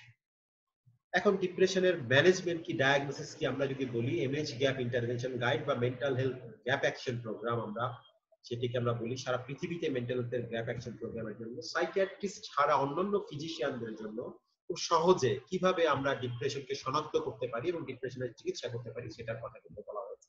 সবাই কিন্তু মানুষ মেন্টাল হেলথ এক্সপার্ট হবেন না, এবং সবাই কিন্তু এটার একদম খুব জেনেটিক কজটি জানার চেষ্টা করা, এটির খুব পুঙ্খানুপুঙ্খ রূপে কি হচ্ছে, এই বিষয়গুলো সবার জন্য জরুরি নয়। আমরা বলবো যে আমাদের যারা সাধারণ চিকিৎসক তাদেরকে তিনটি জিনিস জানতে, ডায়াগনোসিস করতে হবে, দুটো হচ্ছে ডিপ্রেশনের অপটিমাম ম্যানেজমেন্ট, অপটিমাম ডোজে দিতে হবে, সাব হোমিওপ্যাথিক প্যারাঅ্যালোপ্যাথিক ডোজে দিলে হবে না, খুব অপটিমাম ডোজে চিকিৎসাটা দিতে হবে। 3 নম্বর হচ্ছে ডিপ্রেশনের চিকিৎসার কমপ্লায়েন্স বা অ্যাডহারেন্স ধরে রাখতে হবে। এটিই কিন্তু আমাদের পাবলিক হেলথের কাজ, এটিই কিন্তু আমরা চাই। আমরা সবাই ডিপ্রেশনের খুঁটিনাটি অনেক কিছু জেনেটিক এই সেই অনেক কিছু জেনে ফেললাম, সেটা খুব গুরুত্বপূর্ণ না। আমাদের কাছে গুরুত্বপূর্ণ হচ্ছে ডিপ্রেশনকে ডায়াগনোসিস করা, ডিপ্রেশনের চিকিৎসায় সঠিক ওষুধ সঠিক মাত্রায় ব্যবহার করা এবং সেই চিকিৎসাটি চালিয়ে দেওয়া। আমরা মনে করি এটি যথেষ্ট। এই জিনিসটি কিন্তু আমরা অনেক সময় দেখতে পাই যে আমাদের চিকিৎসক ভাই বোনদের মধ্যে এই বিষয়টির একটা গুরুত্বটা একটু কম হয়। তারা ডিপ্রেশন হয়তো ডায়াগনোসিস করেন ঠিক, কিন্তু ওষুধ যখন দেন তারা খুব অল্প ডোজে সাব হোমিওপ্যাথিক, সাব প্যারাঅ্যালোপ্যাথিক ডোজে ওষুধটা দিয়ে দেন, এবং ওষুধটা যে অ্যাডহারেন্স করতে হবে সেটা কতদিন খেতে হবে, 7 দিন 10 দিন খাওয়ার পরে তারা বন্ধ করে দেন, অল্প দিন দিয়ে দেন, অল্প ডোজে দেন, এটা করা যাবে না। সুতরাং গুরুত্বটা দিতে হবে তিনটি জায়গায়। একটি হচ্ছে ডিপ্রেশন শনাক্তকরণ বা ডায়াগনোসিসে, ওষুধ অপটিমাম কোন মাত্রায় আমরা দেব, কনফিডেন্টলি আমরা সেই মাত্রায় ওষুধটি দেব, এবং ওষুধটি কতদিন খাওয়াবো, কমপ্লায়েন্স এন্ড অ্যাডহারেন্সটা ধরে রাখতে হবে। তিনটি জিনিস গুরুত্বপূর্ণ। বিডি ফিজিশিয়ানস এই পিএইচডিতে আমাদের সকল পর্যায়ে চিকিৎসক আছেন, তাদের জন্য সবই নয়, আমি শুধু এই তিনটা জিনিসের কথাই খুব বেশি করে বলতে চাই। ডিপ্রেশনের প্যাথোলজি, অমুক তমুক ডায়াগনোসিস, এগুলো আসলে আসলে খুব বেশি গবেষক ছাড়া কারো জন্য আমরা এই তিনটি জিনিসের দিকে গুরুত্ব দিচ্ছি। বিষণ্ণতা শনাক্তের জন্য চিকিৎসকদের 2টি ধাপকে মনে রাখতে হবে, খুব 2টি ধাপ, মাত্র খুব ছোট্ট বিষয়। এটি আমাদের আবিষ্কার নয়, এটা United States preventive service for task force screening for depression recommendation and rationale, সেটি 2002 সালের, এবং এটি একটি গোল্ডেন ডায়াগনোসিস মডেল। এটা DSM-5 এর সাথে, DSM-4 এর সাথে, সবগুলোর সাথে এটা ইনলাইন করে, এবং এই ক্ষেত্রে দুটা প্রশ্ন দিয়ে কিন্তু বেশিরভাগ সময় ডিপ্রেশন ডায়াগনোসিস করা সম্ভব। বিশেষ করে আমরা বলবো জেনারেল প্র্যাকটিশনারদের মধ্যে, সাইকিয়াট্রিস্টের অন্যদের জন্য এই দুটো প্রশ্ন যথেষ্ট। একটি হচ্ছে, বিগত 2 সপ্তাহ ধরে আপনি কি নিজেকে আত্মবিশ্বাসী, অসহায় বা মন খারাপ বোধ করছেন? জাস্ট একটি প্রশ্ন, আপনি কি নিজেকে আত্মবিশ্বাসী, অসহায় আর মন খারাপ বোধ করছেন কিনা, আমরা যেটাকে মুড সিমটমস। দ্বিতীয় প্রশ্নটি হচ্ছে, আপনি কি প্রায় সকল কাজে দৈনন্দিন এবং আনন্দদায়ক, মানে daily and pleasurable activities, interest হারিয়ে ফেলেছেন? এই মুড এন্ড ইন্টারেস্ট, এই দুটো প্রশ্নই দিয়েই কিন্তু বেশিরভাগ ক্ষেত্রে এই বিষণ্ণতা ডায়াগনোসিস করা সম্ভব। যে কোনো একটি প্রশ্নের উত্তর যদি হ্যাঁ হয়, 2 সপ্তাহ ধরে যদি কেউ নিজেকে আত্মবিশ্বাসী, অসহায় আর মন খারাপ বোধ করেন, বা নিজেকে যদি সকল কাজে দৈনন্দিন এবং আনন্দদায়ক প্লেজারেবল অ্যাক্টিভিটি ইন্টারেস্ট হারিয়ে ফেলেন, তখন আমাদের তার একটিও যদি হ্যাঁ হয়, তাহলে আমরা ধরে নিতে হবে তার ডিপ্রেশন স্কিল পজিটিভ। তখন আমরা দ্বিতীয় ধাপে চলে যাব। দ্বিতীয় ধাপে যে আমরা আরো কিছু প্রশ্ন করব, আমি পরের স্লাইডে দেখাবো। সেই প্রশ্নগুলোর মধ্যে যদি কয়েকটি থাকে তাহলে সেটি গুরুতর বিষণ্ণতা হিসেবে চিহ্নিত হবে, আর যদি না থাকে তাহলে এই দুটোর একটিও যদি 2 সপ্তাহ ধরে থাকে, তাহলে বাকি 60% মধ্যে বেশিরভাগের মধ্যে mild depression, anxiety, panic disorder এগুলোর কোনো না কোনো লক্ষণ পাওয়া যাবে। অর্থাৎ এই দুইটি প্রশ্ন, যেই দুইটি প্রশ্নকে আমরা এখানে দেখিয়েছি, এই দুইটি প্রশ্ন আমাদের জন্য খুব গুরুত্বপূর্ণ। আমরা বলবো এই দুইটি প্রশ্ন যেন আমরা ভুলে না যাই। বিগত 2 সপ্তাহ ধরে আপনি নিজেকে আত্মবিশ্বাসী, অসহায় আর মন খারাপ বোধ করছেন কিনা, প্রায় সকল কাজে ডেইলি অ্যাক্টিভিটিতে আগ্রহ হারিয়ে ফেলেছেন। এই দুইটি জিনিস আমাদের। এই দুইটি প্রশ্ন করার পরে যদি একটিও হ্যাঁ হয়, তখন আমাদের জানতে হবে ঘুমের সমস্যা হচ্ছে কিনা, বিশেষ করে খুব ভোরে ঘুম ভেঙে যাওয়া বা বেশি বেশি ঘুমানো তার আছে কিনা, তার রুচির পরিবর্তন ঘটছে কিনা, কম খাওয়া, বেশি খাওয়া বা ওজনের পরিবর্তন হচ্ছে কিনা, মনোযোগ ধরে রাখতে পারছেন কিনা, সিদ্ধান্তহীনতায় থাকেন কিনা, আত্মহত্যা বা মৃত্যুর চিন্তা করেন কিনা, অস্থিরতা বা স্থবিরতা আছে কিনা, আমরা বলি psychomotor agitation or psychomotor retardation তার আছে কিনা। এই 4-5টি বিষয়ের পরে আমরা জিজ্ঞাসা করব অতিরিক্ত ক্লান্তি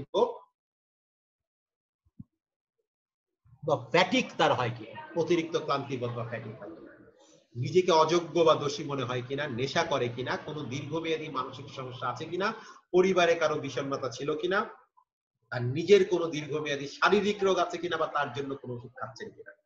এর মধ্যে যদি 5টি প্রশ্ন আমরা ইয়েস পাই, সাথে যদি প্রথম 2টির একটি থাকে, তাহলে তার গুরুতর বিষণ্ণতা আমাদের ধরে নিতে হবে।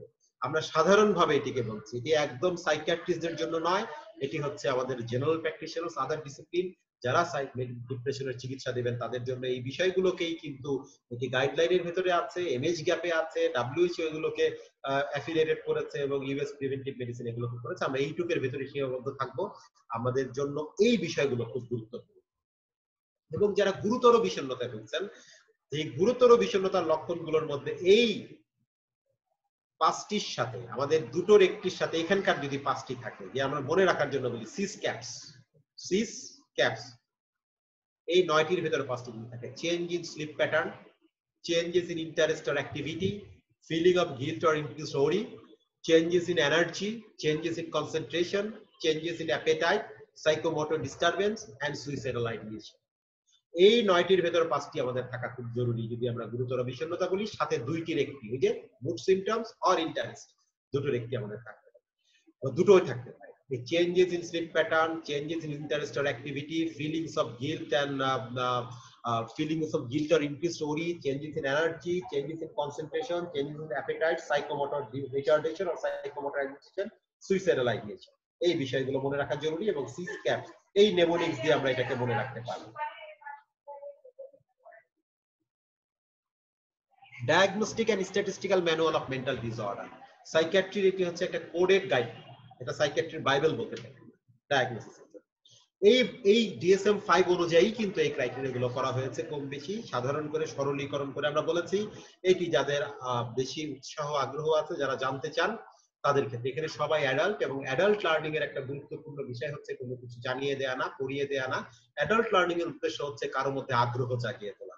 অর্থাৎ ডিপ্রেশন সম্পর্কে যদি আমরা আজকে আপনাদেরকে বিন্দুমাত্র আগ্রহ জাগিয়ে তুলতে পারি, আপনি নিশ্চয়ই এখান থেকে আরো বিশদভাবে পড়ে নিতে পারবেন, জেনে নিতে পারবেন।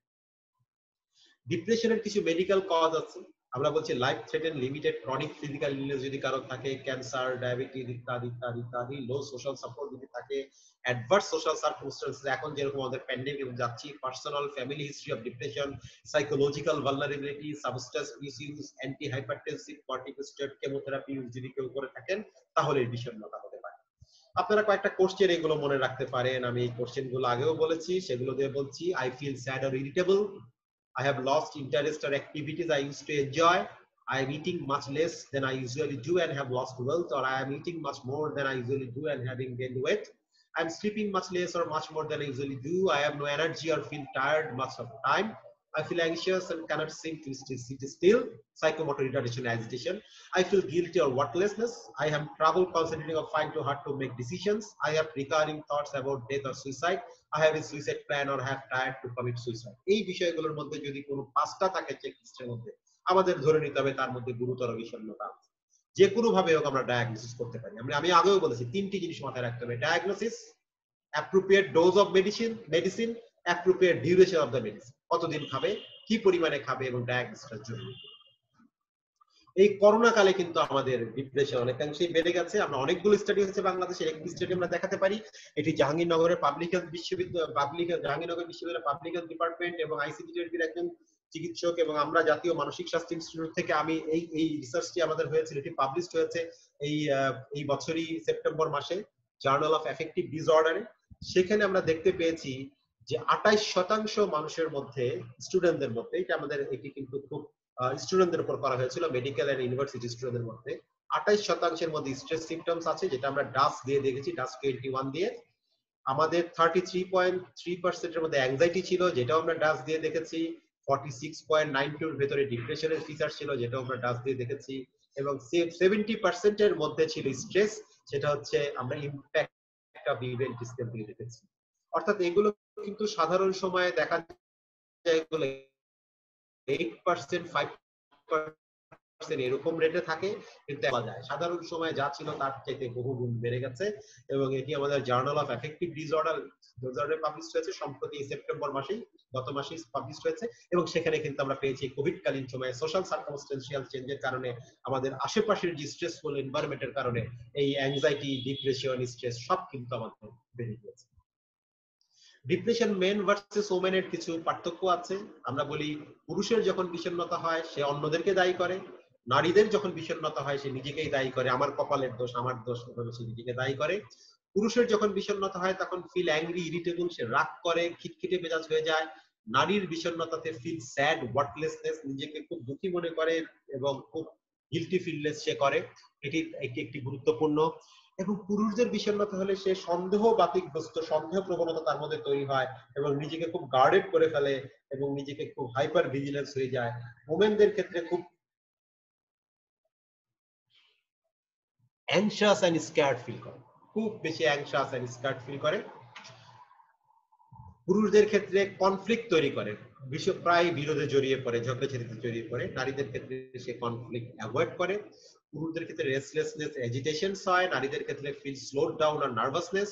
পুরুষদের ক্ষেত্রে তারা কোপিং করার জন্য alcohol, TV, sports and sexual activities এর মধ্যে ছড়িয়ে পড়ে বা নিজে নিজে সেলফ মেডিকেশন করে। ওমেনের ক্ষেত্রে তারা খাদ্য গ্রহণ করে, বেশি বেশি খায়, তাদের বন্ধুদের সাথে কথা বলে এবং সেলফ মেডিকেট করে। হ্যাঁ, ইন্টারনেট অ্যাডিকশন বেড়ে যায়, ডিপ্রেশনে তাদের ফেসবুক অ্যাডিকশন বেড়ে যায়, এগুলো কিন্তু প্রমাণিত। এবং পুরুষদের ক্ষেত্রে suicide complete is more in case of western data, ওমেনদের ক্ষেত্রে attempt suicide is more in case of western data. আমাদের দেশে কিন্তু আমরা উল্টোটা দেখতে পাই, নারীদের মধ্যে সুইসাইড বেশি হয়, পুরুষদের মধ্যে সুইসাইড কম হয়। আমরা কয়েকটা জিনিস যদি আরেকটু বলি যে ডিপ্রেশনের, আমরা প্রায় শেষ করে আসছি। শিশুদের বিষণ্ণতা হয় কিনা? উত্তর হচ্ছে হ্যাঁ, শিশুদের অবশ্যই বিষণ্ণতা হয়। এবং শিশুদের বিষণ্ণতা হয় কিনা আমি প্রথমেই স্মরণ করতে চাই আমাদের প্রয়াত জাতীয় অধ্যাপক শ্রদ্ধেয় এমআর খান স্যারের কথা। আমাদের কাছে আমি যখন সাইকিয়াট্রিতে প্রথম ক্যারিয়ার শুরু করি 2011 সালে, তারও আগে যখন আমি সাইকিয়াট্রিতে কাজ করছি, তখন শ্রদ্ধেয় এমআর খান স্যার আমাদের কাছে খুব একদম ইনফ্যান্ট ডিপ্রেশনের কেসগুলো পাঠাতেন জাতীয় মানসিক স্বাস্থ্য ইনস্টিটিউট, লিখে দিয়ে পাঠাতেন। জাতীয় প্রফেসর রাব্বানি স্যারও দেখেছেন আমাদের তৎকালীন যারা ছিলেন, স্যার পাঠাতেন, বলছেন এটাকে ইভালুয়েট করো ডিপ্রেশন। আমরা আসলে তখন ইভালুয়েট করতাম, দেখতাম শিশুটি কান্নাকাটি করে, বইপত্রে পেতাম, কিন্তু আসলে আমরা কিন্তু পাইতাম না প্রথম, স্যারই কিন্তু ডায়াগনোসিস করতেন। প্রফেসর এমআর খান স্যারই বলতেন এটা ডিপ্রেশন আছে এবং আমাদের কাছে পাঠিয়ে সেই সময়। এবং এখনো কিন্তু আমরা আমাদের অনেক স্যাররাও কিন্তু আমাদের কাছে পাঠান খুব ইনফ্যান্ট ডিপ্রেশন জানেন। আমি চৌধুরী স্যারের কথা বলতেছি, চৌধুরী আলী কাসা স্যার, উনি কিন্তু আমাদের কাছে পাঠান একদম ইনফ্যান্ট ডিপ্রেশন, ছোট শিশুর ডিপ্রেশন, 4 বছর 5 বছরের ডিপ্রেশন স্যার পাঠাচ্ছে। ফলে এটা কিন্তু পেডিয়াট্রিশিয়ানদের একটা গুরুত্বপূর্ণ বিষয়, যারা পেডিয়াট্রিশিয়ান আছেন আমাদের ফিজিশিয়ানস, সাইকিয়াট্রিস্টদের একটি বিষয়, এটা পেডিয়াট্রিক নিউরোলজিস্টদের একটি বিষয়, এটা জেনারেল ফিজিশিয়ানদের বিষয়। শিশুদেরও বিষণ্ণতা হতে পারে, মোট কথা শিশুদেরও বিষণ্ণতা হতে পারে, শিশুরাও বিষণ্ণতা থেকে পরিপূর্ণভাবে তারা ইমিউনাইজ না, তার মানে তাদের বিষণ্ণতা হতে পারে, এটি আমাদের মাথায় রাখতে হবে। কিন্তু শিশুদের বিষণ্ণতার লক্ষণগুলো এই প্রাপ্ত বয়স্কদের বিষণ্ণতার লক্ষণের চেয়ে আলাদা। মাস্ট ডিপ্রেশন, মানে একটু একটু লুকিয়ে রাখে ডিপ্রেশনটা, তারা বোঝা যায় না ডিপ্রেশন, তারা বমি করে, ব্যথা, মাথা ব্যথা করে, রাগ করে, খিটখিটে মেজাজ হয়, এই বিষয়গুলো তাদের মধ্যে থাকে। স্কুল রিফিউজাল হয়, ইরিটেবল হয়ে যায়, খেলা ঘুম ইত্যাদিতে সমস্যা হয়, নিজেকে গুটিয়ে রাখে। তাদের আবার কিছু হিস্ট্রি থাকে, তারা হয়তো কোনো সেক্সুয়াল অ্যাবিউজের শিকার হয়েছে, ফিজিক্যাল অ্যাবিউজের শিকার হয়েছে, কোনো মানসিক অ্যাবিউজের শিকার হয়েছে, স্কুল উত্তক্ত ঘটনা থাকে, প্যারেন্টাল ডিসকর্ড থাকে, মা বাবার মধ্যে দ্বন্দ্ব থাকে, তখন কিন্তু শিশুদের বিষণ্ণতা হয়। তার মানে শিশুরাও বিষণ্ণতা মুক্ত নয়, শিশুদেরও বিষণ্ণতা হতে পারে, বিষয়টি আমাদের মাথায় রাখতে হবে। এটি আমরা আমাদের অভিজ্ঞতায় দেখেছি, আমরা পেয়েছি, এবং আমি চাইল্ড সাইকিয়াট্রিতে কাজ করার ক্ষেত্রে আমি দেখেছি আমাদের প্রফেসর রাব্বানী স্যারের অভিজ্ঞতা আমাদের অনেক অনেক গুণ বেশি। স্যার নিশ্চয়ই ব্যাপারে আমাদের সাথে কথা বলবেন। এবং আমি শিশুদের বিষণ্ণতা ইদানিং কিন্তু বাড়ছে, গত কয়েক বছরে শিশুদের বিষণ্ণতার প্রবণতা কিন্তু বেড়ে গিয়েছে। বিষণ্ণতার অনেক ধরনের রকম ফের আছে, সবগুলো নিয়ে আমরা আলোচনা করব না, কয়েকটা কথা বলবো। একটি হচ্ছে ইউনিপোলার ডিপ্রেশন, মানে হচ্ছে ডিপ্রেশন আসে ভালো হয়ে যায়, আবার রিকারেন্ট যেহেতু আবার আসে ভালো হয়ে যায়, এইরকম আর মানে ডিপ্রেশন আসে ভালো হয়ে যায়, আবার ডিপ্রেশন আসে ভালো হয়ে যায়, আবার ডিপ্রেশন আসে, এটিকে বলে ইউনিপোলার ডিপ্রেশন। আর এক ধরনের আছে, সেটাকে আমরা বলে থাকি বাইপোলার ডিপ্রেশন। অর্থাৎ ডিপ্রেশন হয়, ভালো হয়ে যায়, তারপর একটা ম্যানিক ফেজ আসে। ম্যানিক কি সেটা হয়তো আরেকদিনে আলোচনার বিষয়বস্তু হবে। আমরা বলে থাকি বাইপোলার মানে দ্বিপ্রান্তিক, মানে একজন ব্যক্তির মধ্যে বিষণ্ণতা থাকবে, আবার বিষণ্ণতার উল্টো দিকটাও থাকবে। ম্যানিক বা ম্যানিয়া বলি আমরা। ম্যানিয়াটা হচ্ছে ডিপ্রেশনের পুরো উল্টো জিনিস, নিজেকে বড় মনে করবে, ঘুম আসবে কিন্তু সে বলবে আমি ঘুমাইলে কাজ করবে কে, পৃথিবী অচল হয়ে যাবে, আমি ঘুমাবো না। far less need for sleep than normal, সে বলবে আমার ঘুমের দরকার নাই, আমার ঘুম দরকার নাই। an urgent desire to talk, বেশি বেশি কথা বলবে, প্রেসার অফ স্পিচ আমরা বলি, খুব বেশি কথা বলবে, নিজেকে বড় মনে করবে, অনেক বেশি শক্তিশালী মনে করবে, রেসিং থটস, ডিস্ট্রাক্টেবিলিটি তার মধ্যে থাকবে, সেই জিনিসগুলো তার ভেতরে অনেক বেশি হতে থাকবে। ইনক্রিজ অ্যাক্টিভিটি, হাইপার অ্যাক্টিভ হয়ে যাবে, সব কাজ করে ফেলবো, সবকিছু করে ফেলবো, টাকা পয়সা বেশি খরচ করবে, কেনাকাটা বেশি খরচ করবে, নিজেকে বড় মনে করবে, ধমক দিবে, সেক্সুয়াল অ্যাবিউজ, সেক্সুয়াল অ্যাক্টিভিটিস তার বেড়ে যাবে, আর্টস বেড়ে যাবে, তার ওভার স্পেন্ডিং, বেশি বেশি খরচ করা, হ্যাঁ, এবং তারা ফুলিশ বিজনেস ইনভলভ হয়ে যাবে, 1 লক্ষ টাকা ইনভেস্ট করে 5 লক্ষ টাকা পাওয়া যাবে 7 দিনে, এরকম বিজনেস হয়ে যাবে। এই যে প্রক্রিয়াগুলো হয় সেটাকে আমরা বলি বাইপোলার ডিপ্রেশন। অর্থাৎ একটা ডিপ্রেশন থাকবে, সেটা ভালো হয়ে যাবে, তারপরে একটা ম্যানিক ফেজ চলে আসবে, তারপরে ভালো হয়ে যে ডিপ্রেশন চলে আসবে। ম্যানিয়া যখন থাকবে কারোর মধ্যে, তখন সেটাকে আমরা বলে থাকি বাইপোলার ডিসঅর্ডার বা বাইপোলার ডিপ্রেশন। আর শুধু ডিপ্রেশন থাকবে, ম্যানিয়া থাকবে না, সেটাকে আমরা বলি ইউনিপোলার ডিপ্রেশন। আমরা এইটুকের ভেতরে আমরা একটু চিকিৎসার ভেতরে চলে আসি। ডিপ্রেশনের চিকিৎসা, ডিপ্রেশন ক্যান বি ট্রিটেড। ডিপ্রেশনের ভালো দিক আছে, খারাপ দিক আছে। ভালো দিক কি? ডিপ্রেশন চিকিৎসা করলে ভালো হয়। খারাপ দিক কি? এটার চিকিৎসায় সময় বেশি লাগে। ভালো দিক কি? ডিপ্রেশন চিকিৎসা করলে ভালো হয়ে যায়, সব ওষুধ বাংলাদেশে পাওয়া যায়, এটার চিকিৎসা বাংলাদেশে আছে। খারাপ দিক কি? এটা চিকিৎসায় সময় লাগে এবং চিকিৎসার ওষুধগুলো দীর্ঘদিন খেতে হয়। এই বিষয়টি আমরা অনেক সময় ভুলে যাই যে ডিপ্রেশনের চিকিৎসা একটু দীর্ঘদিন করতে হয়। সিচুয়েশন অ্যানালাইসিসটা খুব ইম্পর্টেন্ট। আমরা কিন্তু ডিপ্রেশনের চিকিৎসা করব না, আমরা করব মিস্টার এক্স উইথ ডিপ্রেশন তার চিকিৎসা, আমরা করব মিস্টার ওয়াই উইথ ডিপ্রেশন তার চিকিৎসা, আমরা করব করিম সাহেবের ডিপ্রেশন আছে তার চিকিৎসা করব, আমরা করব রাহেলা বেগমের ডিপ্রেশন আছে রাহেলা বেগমের চিকিৎসা করব। আমরা ব্যক্তির চিকিৎসা করব, আমরা রোগের চিকিৎসা করব না। অর্থাৎ প্রত্যেকটি ব্যক্তির ডিপ্রেশনের চিকিৎসা আলাদা আলাদা রকম। সবার ডায়াগনোসিস ডিপ্রেশন, চিকিৎসা কিন্তু এক হবে না, চিকিৎসা কিন্তু আলাদা হবে। এটি হচ্ছে সিচুয়েশন অ্যানালাইসিস। আমরা দেখব ব্যক্তির কর্মক্ষমতা বা ফাংশনাল ইম্পেয়ারমেন্ট কতটুকু আছে, কতটুকু নষ্ট হয়েছে, তার সিমটমস কোন দিকে বেশি, তার সাইকোলজিক্যাল সিমটম বেশি, সোশ্যাল সিমটম বেশি, না তার ফিজিক্যাল সিমটম বেশি। তার সাবজেক্টিভ ফিলিংসটা খুব ইম্পর্টেন্ট, তার কেমন লাগে, সে কেমন বোধ করছে। তার পার্সোনাল লাইফ এন্ড সেক্সুয়াল লাইফটা কতটুকু হ্যাম্পার হয়েছে, তার সুইসাইডাল টেন্ডেন্সি আছে কি নাই, তার কোনো ডিপ্রেশনের সাথে কোনো লিগ্যাল ইস্যুস জড়িত আছে কিনা, তার চিকিৎসা গ্রহণের সক্ষমতা আছে কিনা, সে চিকিৎসা নিতে পারবে কিনা। আমরা ছোটবেলায় পড়েছিলাম রোগীর বয়স ৫ম বর্ষ, ডাক্তার দেন পরামর্শ, ডেলি খাবেন দুষের দুগ্ধ, রোগ শুনে রোগী হয়ে মুক্ত, ভাত পাই না দুদিন ধরে, এসব খাবো কেমন করে। অর্থাৎ রোগীর সোশ্যাল আসপেক্ট, তার ফিনান্সিয়াল কন্ডিশন, এগুলো আমাদের জানতে হবে। তার চিকিৎসা গ্রহণের সক্ষমতা আছে কিনা, তার ফ্যামিলি সাপোর্ট আছে কিনা, তার সোশ্যাল সাপোর্ট আছে কিনা, এইগুলো কিন্তু খুব গুরুত্বপূর্ণ আমাদের এই ডিপ্রেশনের চিকিৎসার জন্য। এটা না জানে, এটাকে কনসিডার না করে ডিপ্রেশনের চিকিৎসা করলে খণ্ডিত চিকিৎসা করা হবে। তার সামাজিকতাটা কতটুকু হ্যাম্পার হয়েছে সেটাও আমাদের লক্ষণের মতো চিকিৎসারও 3টা ভাগে বিভক্ত। আমরা বলি দৈহিক চিকিৎসা, মানসিক চিকিৎসা, সামাজিক চিকিৎসা, বায়ো সাইকো সোশ্যাল, অর্থাৎ বায়োলজিক্যাল, সাইকোলজিক্যাল, সোশ্যাল।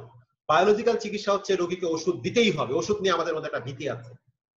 মানসিক রোগের ওষুধ বা ডিপ্রেশন ওষুধ নিয়ে ভীতি আছে, এবং আমি খুব সবিনয়ে বিনয়ের সাথে বলতে চাই, এই ভীতির একটা বড় অংশ হচ্ছে আমাদের চিকিৎসকদের দ্বারা সৃষ্টি, চিকিৎসকদের মধ্যে রয়েছে। আমাদের অনেক চিকিৎসক আছেন, আমাদের কাছে রোগী পাঠান, বলে দেন হেলাল, আমাদের সিনিয়র প্রফেসর সাহেবরা আছেন, সাইকিয়াট্রিস্ট ছাড়া অন্যান্য ডিপিজিট, হেলাল একটা রোগী পাঠালাম, ওষুধ দিও না, এই একটু কাউন্সিলিং করে দিও।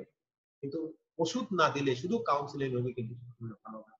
তার মানে অ্যান্টি ডিপ্রেসেন্টের গুরুত্ব আছে। বিষণ্ণতায় মস্তিষ্কের সেরোটোনিন নিউরোট্রান্সমিটার ভারসাম্য নষ্ট হয়। আমি এই বিষয়গুলো এখানে আলোচনা করি নাই, খুব বিষয় প্রয়োজন নাই।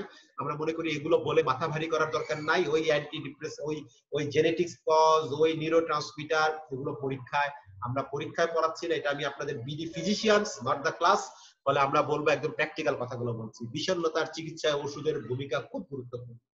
সাইকোথেরাপি লাগবে, কিন্তু সাইকোথেরাপি দিয়েই সে ভালো করা যাবে তা কিন্তু না। সোশ্যাল থেরাপি লাগবে, সামাজিক সাপোর্ট লাগবে, সেটিও গুরুত্বপূর্ণ। আমাদের প্রথম হচ্ছে জেনারেল ম্যানেজমেন্ট। আমরা ব্যক্তির সেফটি সিকিউরিটি এনশিওর করব, কারণ বিষণ্ণতা আত্মহত্যার ঝুঁকি থাকে। সেফটি সিকিউরিটি এনশিওর করব, তার ফুড নিউট্রিশনকে এনশিওর করব, তার খাদ্য এবং পানি ঠিক আছে কিনা, তাকে অ্যাসেসমেন্ট করব, তার ডায়াগনোসিসটা ঠিক আছে কিনা, ডিপ্রেশন নাকি ডিপ্রেশনের মতো করে অন্যান্য কোনো রোগ আছে। অ্যাসিওর করব ফ্যামিলিকে এবং কেয়ার গিভারকে যে আপনার রোগী ডিপ্রেশন হয়েছে, চিকিৎসা করলে ভালো হবে, দয়া করে ওষুধ খান, এতদিন ওষুধ খান, আপনার রোগী ভালো হয়ে যাবে। মোড অফ ট্রিটমেন্ট, তাকে ওষুধ দিয়ে ছেড়ে দিব, যদি আত্মহত্যার প্রবণতা থাকে তাকে আমি হাসপাতালে ভর্তি করবো কিনা। তার ডকুমেন্টেশন খুব ইম্পর্টেন্ট, বিশেষ করে সুইসাইডাল টেন্ডেন্সি থাকলে। ট্রিটমেন্ট প্ল্যান, কিভাবে চিকিৎসা করব, চিকিৎসার কয়দিন পরে কোথায় যাবে, কি করবে, কখন ওষুধ বাড়াবো, কখন কমাবো, এই বিষয়গুলো জেনারেল ম্যানেজমেন্টের part. Specific management, pharmacological management, biological, ECT, এগুলো pharmacological management. Non pharmacological management বা সাইকোসোশ্যাল ম্যানেজমেন্টের গুরুত্ব আছে। Psycho education, cognitive therapy, cognitive behaviour therapy, transaction analysis, neurolinguistic programming, etcetera, বহু পদ্ধতি আছে, সেগুলো প্রয়োগ করা হয়। নন ফার্মাকোলজিক্যাল থেরাপির ভিতর কখন ইন্ডিকেট, যখন মাইল্ড টু মডারেট, খুব মৃদু মাত্রায় ডিপ্রেশন থাকে, তখন সাইকোথেরাপি কাউন্সিলিং কাজ করে। যখন স্পেশাল কন্ডিশন, যখন ড্রাগ আমি দিতে পারছি না, হয়তো আর্লি প্রেগন্যান্সি, ল্যাকটেটিং মাদার, এখন কিন্তু অনেক ক্ষেত্রে আর্লি প্রেগন্যান্সি, ল্যাকটেটিং মাদারে বিষণ্ণতার কিছু ওষুধ দেওয়া যায়, ম্যাফ্রোটিলিন দেওয়া যায়, মির্তাজাপিন দেওয়া যায়, এগুলো আর্লি ড্রাগ ইন্টারঅ্যাকশন, সেগুলো আমরা যদি করে তখন দেই না। when patient refuse to take medicine, তখন আমরা কখনো কিছু কাউন্সিলিং চলে যাই। সাইকোথেরাপি বা কাউন্সিলিং হচ্ছে আচারের মতো, পোলাও মাংসের সাথে খেলে খাবারের স্বাদ বেড়ে যায়, কিন্তু শুধু আচারে পেট ভরে। এবং এটার কারণটা আমি একটু বলি, যে বিয়ে বাড়িতে যখন আমাদের দাওয়াত দেয়, আমাদের কিন্তু পোলাও দেয়, বিরিয়ানি দেয়, রোস্ট দেয়, রেজালা দেয়, সাথে একটু চাটনিও বা আচারও দেয়। এখন আপনাকে বিয়ে বাড়িতে দাওয়াত দিল, দাওয়াত দিয়ে পোলাও দিল না, রোস্ট দিল না, রেজালা দিল না, কিচ্ছু দিল না, শুধু এক বড় বড় 2 বাটি আচার দিল, আপনি নিশ্চয়ই খুশি হবেন না, বিরক্ত হবেন, এবং আপনার পেটও ভরবে না। এই সাইকোথেরাপি বা কাউন্সিলিং হচ্ছে আচারের মতো। বিয়ে বাড়িতে যদি আমরা পোলাও মাংসের সাথে দেই, তাহলে চিকিৎসা খাবারের স্বাদের মতো চিকিৎসার গুণগত মান বেড়ে যায়। কিন্তু শুধু আচারে যেমন পেট ভরে না, তেমনি শুধু কাউন্সিলিং দিয়ে গুরুতর বিষণ্ণতার চিকিৎসা করা যাবে না। এটি আমাদের চিকিৎসকদের বিশেষ করে মনে রাখতে হবে। সাধারণ মানুষরা ভুল বুঝে বুঝুক, চিকিৎসকরা যেন ভুলটা না বুঝেন। চিকিৎসকদের এই বিষয়টি মাথায় রাখতে হবে। আমরা অতীব দুঃখের সাথে লক্ষ্য করি, আমাদের অনেক কলিগ চিকিৎসকরা এই বিষণ্ণতার ওষুধ আমরা দিলেই তারা ঘ্যাচ ঘ্যাচ করে বন্ধ করে দেন, বন্ধ করে দিয়ে অনেকগুলো বিপদ ঘটেছেন। আমি একটি বিপদের কথা বলে পরবর্তী ধাপে যাব। সেটি হচ্ছে, আমাদের তখন একটি রোগীকে আমি দেখতাম, আমি তখন সহকারী অধ্যাপক হিসেবে কাজ করছি জাতীয় মানসিক স্বাস্থ্য ইনস্টিটিউটে। একজন চিকিৎসক, নারী চিকিৎসক আমাদের হাসপাতালে আসতেন, আমি সঙ্গত কারণে, এথিক্যাল কারণে এগুলো নামগুলো বলছি না। সেই নারী চিকিৎসকের আসতেন চিকিৎসার জন্য, এবং তাকে চিকিৎসা দিতেন আমাদের তৎকালীন পরিচালক অধ্যাপক ওয়াজির আলম চৌধুরী স্যার। এবং আমি জুনিয়র চিকিৎসক হিসেবে সবসময় তার হিস্ট্রি নিতাম এবং তাকে ওষুধপত্রগুলো লিখে দিতাম, স্যার বলতেন হেলো এটা লিখে দাও, ওটা লিখে দাও। এবং একটা পর্যায়ে সেই চিকিৎসক প্রেগনেন্ট হলেন, তার হাজবেন্ড আসতেন আমাদের সাথে। প্রেগনেন্সি হওয়ার পরে তিনি আমাদের সাথে যোগাযোগ করলেন না এবং দেখা গেল তিনি কারো পরামর্শে সেই ওষুধগুলো বন্ধ করে দিয়েছিলেন। এবং খুবই অতীব দুঃখের বিষয়, ওষুধ তিনি কিন্তু চিকিৎসক ছিলেন, ওষুধগুলো বন্ধ করে দেওয়ার প্রায় 1.5 মাসের মাথায় তিনি আত্মহত্যা করেন, সুইসাইড করেন সেই চিকিৎসক, নারী চিকিৎসক। এবং আমরা বলবো যে কোনোভাবেই বিষণ্ণতার ওষুধ মানসিক রোগ বিশেষজ্ঞের বা সাইকিয়াট্রিস্টের পরামর্শ ছাড়া বন্ধ করা যাবে না। এরকম এটিকে কাউন্সিলিং বা সাইকোথেরাপি বিষণ্ণতার মূল ধারার চিকিৎসা নয়, এটি আমাদের মনে রাখতে হবে। চিকিৎসা অবশ্যই গুরুত্বপূর্ণ, কিন্তু মূল ধারার চিকিৎসা নয়। চিকিৎসকের পরামর্শ ছাড়া ওষুধ বন্ধ করা যাবে না। আমাদের ওষুধ কখন লাগে? যখন বিষণ্ণতা গুরুতর বা মাঝারি, যখন এটি রিকারেন্ট ডিপ্রেশন হয়, যখন আগে ছিল আবার আসছে, তখন অবশ্যই ওষুধ লাগবে। যখন সাব থ্রেশহোল্ড ডিপ্রেশন, আমরা বলি ডিসথাইমিয়া যখন থাকে, তখন তাকে ওষুধ ছাড়া কোনোভাবে চিকিৎসা করা যাবে না। এবং যখন ওষুধটা ছাড়া তার রোগ লক্ষণ কমানো যাবে না, তখন আমরা বলি। এবং ওষুধের সাথে আমরা সিবিটি দেই, ওষুধের সাথে আমরা ইন্টারপার্সোনাল থেরাপি দেই, তখন কিন্তু খাবারের স্বাদ বেড়ে যাওয়ার মতো চিকিৎসাও বেড়ে যায়। আমাদের অনেক ধরনের অ্যান্টিডিপ্রেসেন্ট আছে, এর মধ্যে মোনোঅ্যামাইনো অক্সিডেজ ইনহিবিটর এখন আর ব্যবহার করা হয় না। আমরা serotonin receptor inhibitor, SSRI, atypical antidepressant, SNRI, tricyclic antidepressant, amitriptyline, clomipramine, desipramine, doxepin, imipramine, nortriptyline ব্যবহার করি, মির্তাজাপিন, ডুলোক্সিডিন, ভেলনাফ্লাক্সিন ব্যবহার করি, ফ্লুক্সিটিন, ফ্লোবক্সামিন, সার্টালিন, পারোক্সিটিন, ইসোলাপ্রাম, সিটোলোপ্রাম ব্যবহার করি।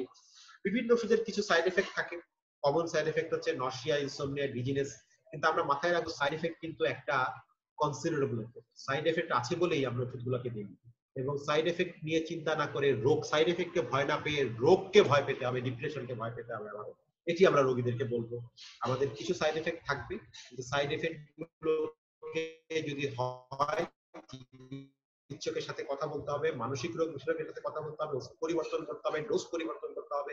সাইড এফেক্টের বা জুজুর কিছু নীতিমালা আছে, রোগীও তার পরিবারের সাথে আলোচনা করতে হবে। রোগীও পরিবারের সাথে আলোচনা করতে হবে,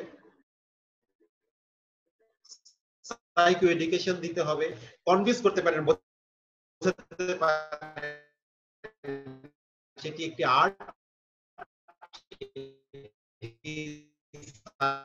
সাথে কাজ না করলে বোঝা খুব কঠিন। তার সাথে 10 মিনিট কথা বলার পরে একজন রোগী কিভাবে কনভিন্স হয়ে যান এবং কিভাবে তিনি তার মনকে পরিবর্তন করে ফেলেন, এটি যদি স্যারের সাথে কাজ না করতাম তাহলে আমার শেখা বা জানার অভিজ্ঞতা হতো না। তাই রোগী ও তার পরিবারের সাথে কিন্তু ট্রিটমেন্ট কমপ্লায়েন্স থাকবে না, ট্রিটমেন্টটা রোগীর একটা অ্যাডারেন্সটা থাকবে না।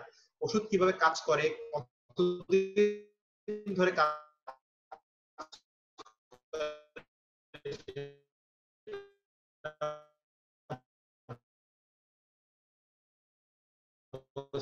হবে, সঠিক মাত্রায় ওষুধ দিতে হবে, ভয় পেলে চলবে।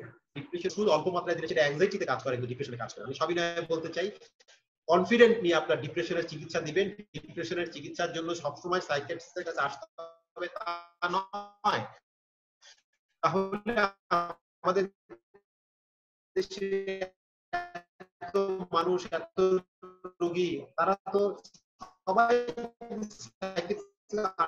শুরু করে, তাহলে চিকিৎসা কিন্তু ভালো হবে। চিকিৎসা হবে রোগ লক্ষণ চলে যাওয়ার পর। আবারও বলছি, রোগ লক্ষণ চলে যাওয়ার পরে 12 মাস 1 বছর চিকিৎসা হবে, তাহলে কিন্তু রিল্যাপস করবে। সঠিক মাত্রায় দিবেন, সঠিক সময় যাবে। কিন্তু পুরোটাকে ভয় পাওয়ার সুযোগ নাই। জাতীয় মানসিক স্বাস্থ্য ইনস্টিটিউটে আমরা ইসিটি দিচ্ছি। সিভিয়ার ডিপ্রেশন ফুড রিফিউজাল ইসিটি দেওয়া হয়। আমরা স্পেনে ছিলাম, গিয়েছিলাম একটি ট্রেনিং এ, প্রফেসর রব্বানী স্যার আমাদের সাথে ছিলেন। সেখানে আমরা দেখেছি এখনো পর্যন্ত কিন্তু ইসিটি একটি প্রধানতম চিকিৎসা মাধ্যম ডিপ্রেশনের ক্ষেত্রে। সুইসাইডাল অ্যাটেম্প যদি থাকে, ইসিটি খুব গুরুত্বপূর্ণ। পোস্টপার্টাম ডিপ্রেশনের ইসিটি খুব গুরুত্বপূর্ণ। ইন কেস অফ প্রেগন্যান্সি সেখানে ইসিটি খুব গুরুত্বপূর্ণ। ডিপ্রেশন সাইকোটিক ফিচার সেখানে ইসিটি গুরুত্বপূর্ণ। এই স্লাইডটি যদি দেখাতে চাই কতটুকু আপনাদেরকে দিতে হবে minimum dose. Tricyclic minimum 75 milligram না দিলে কাজ করবে না। অর্থাৎ অ্যামিট্রিপ্টিলিন, নরফিপ্টিলিন, ইমিপ্রামিন, কোমিপ্রামিন যদি আপনি দেন 75 মিলিগ্রাম না দিলে কাজ করবে না।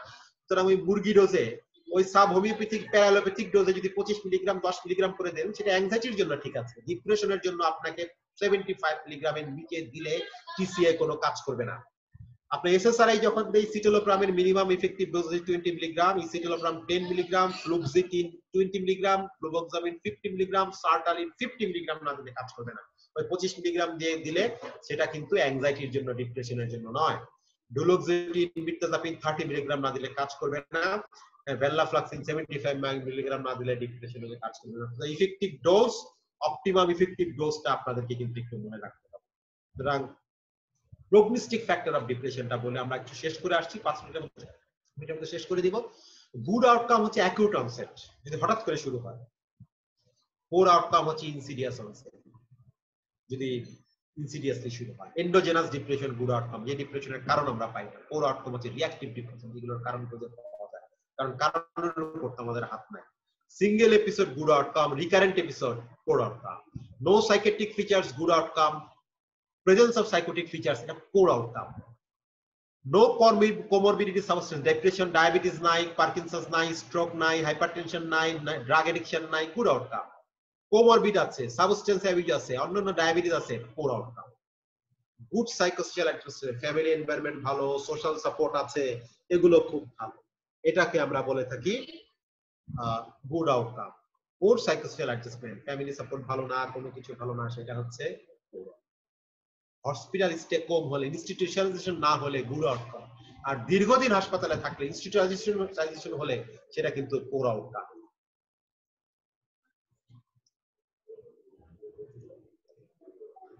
আমাদের ডিপ্রেশন স্পেশাল কন্ডিশন দুইটা একটা স্লাইড বলি। ডিপ্রেশন এন্ড ডায়াবেটিস, বাংলাদেশের সবচেয়ে বড় স্টাডিটা প্রফেসর রাব্বানী স্যারই করেছেন। ইন্টারপ্রেট ভিডিও অনুযায়ী আমরা দেখেছি ডিপ্রেশনের, ডায়াবেটিস রোগীদের মধ্যে ডিপ্রেশনের হার অন্যদের তুলনায় দ্বিগুণেরও বেশি, 9 to 60%।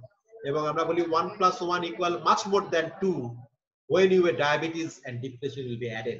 অর্থাৎ diabetes plus depression is more than 2, এক যোগ করলে 2 হয় আমরা জানি, কিন্তু ডায়াবেটিস এন্ড ডিপ্রেশন যোগ করলে 2 এর চাইতে বেশি হয়, সিনক্রোনাইজিং এফেক্ট হয়। এক্ষেত্রে এসএসআরআই ইউজ করতে হবে, ফার্স্ট চয়েস ফ্লুক্সিটিন এন্ড সার্টালিন। ডুলোক্সিটিন কেন কোন কোন ক্ষেত্রে ইউজ করা যায়। টিসিএ মানে মাও ইনহিবিটর অ্যাভয়েড করার কথা বলা হয়েছে। Patient with epilepsy with depression, সেখানে এসএসআরআই এন্ড মেক্লোবোমাইডের কথা বলা হয়েছে। অ্যামিট্রিপ্টিন, প্রমিপ্রামিন অ্যাভয়েড করতে হবে, এসএসআরআইটা দিতে হবে। প্রেগন্যান্সিতে নর্ট্রিপ্টিন, অ্যামিট্রিপ্টিন, ইমিপ্রামিন, ফ্লুক্সিটিন এবং ফার্স্ট ট্রাইমেস্টারের ক্ষেত্রে ব্যাক্টোটিনিন দেওয়া যেতে পারে। অ্যাভয়েড করতে হবে পারক্সিটিন, ভেনলাফ্লাক্সিন। রেনাল ইম্পেয়ারমেন্টের ক্ষেত্রে সিটোলোপ্রাম এন্ড সার্টালিন দেওয়া হবে, এটা রিকমেন্ডেড। অ্যাভয়েড করতে হবে লিথিয়াম, লিথিয়াম কিন্তু ডিপ্রেশনের একটা অ্যাডেড ট্রিটমেন্ট। হেপাটিক ইম্পেয়ারমেন্টের ক্ষেত্রে আমাদের ইমিপ্রামিন, পারক্সিটিন, সিটোলোপ্রামের কথা বলা হয়েছে মোসলে গাইডলাইনে। এন্ড অ্যাভয়েড করতে হবে অ্যামিট্রিপ্টিন, সার্টালিন এন্ড ফ্লুক্সিটিন। সাইকোলজিক্যাল ট্রিটমেন্ট আমরা আগেই বলেছি।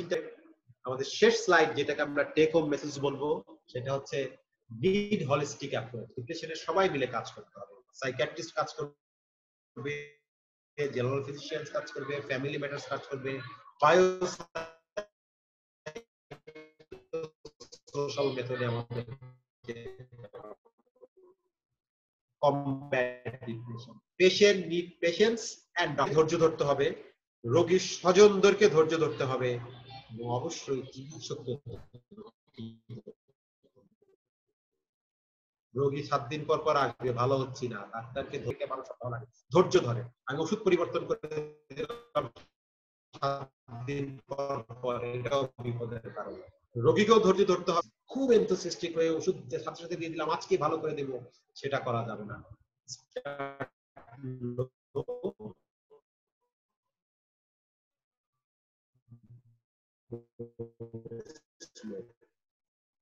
অল্প ডোজে শুরু করব, ধীরে ধীরে যাবো।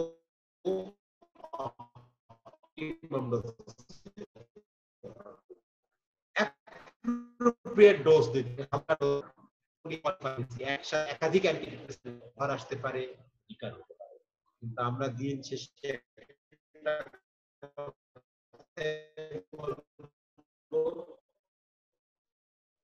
আমরা যদি সায়েন্সের সাথে থাকি, সায়েন্টিফিক নাই, আমরা সেই 22-23 কথা অনুযায়ী কিন্তু ডিপ্রেশনের চিকিৎসা দিতে পারবো এবং সেভাবে কিন্তু ডিপ্রেশনকে আমরা ডিফিট করতে পারবো। আমরা খুব বড় বড় জায়গায় না যেয়ে আমি যে কথাগুলো বললাম সেই 3টি বিষয়, ডিপ্রেশনের ডায়াগনোসিস,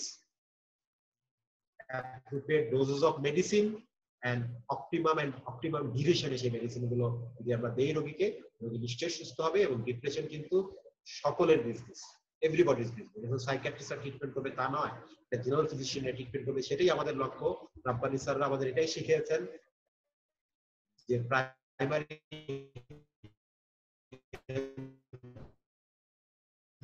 কেয়ারে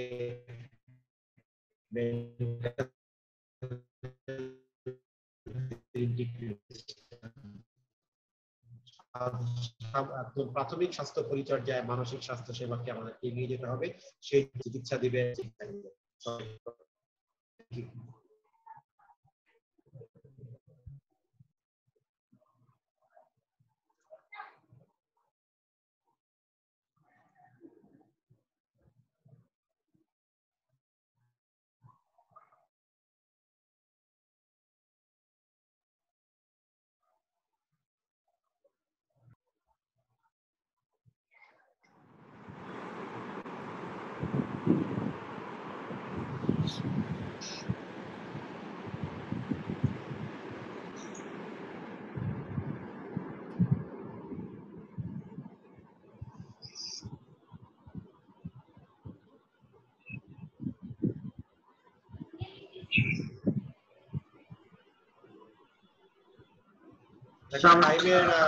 মাইক্রোফোন মিউট, আনমিউট করতে হবে একটু।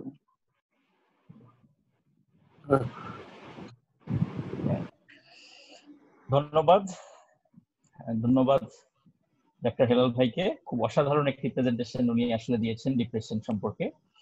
আর হেলাল ভাই বলছিলেন যে আগ্রহটা ইম্পর্টেন্ট ডাক্তারদের মধ্যে ডিপ্রেশন নিয়ে। আমি দেখতে পাচ্ছি অনেক প্রশ্ন এসেছে, বোঝা যাচ্ছে যে আসলে ফিজিশিয়ানদের মধ্যে, জেনারেল ফিজিশিয়ানদের মধ্যে ডিপ্রেশন নিয়ে অনেক আগ্রহ তৈরি হয়েছে। অনেকগুলো প্রশ্ন এসেছে, আমি কিছু প্রশ্ন, আমরা এখন প্রশ্ন উত্তর পর্বে তাহলে চলে যাচ্ছি। সো প্রথমে একটা প্রশ্ন এসেছে যেটা খুব অনেকবার এসেছে, অনেকের কাছ থেকে এই প্রশ্নটি এসেছে। এটি আমাদের শ্রদ্ধেয় এখানে রাব্বানি স্যার আছেন, চেয়ারপারসন, সো ওনাকে করার জন্য।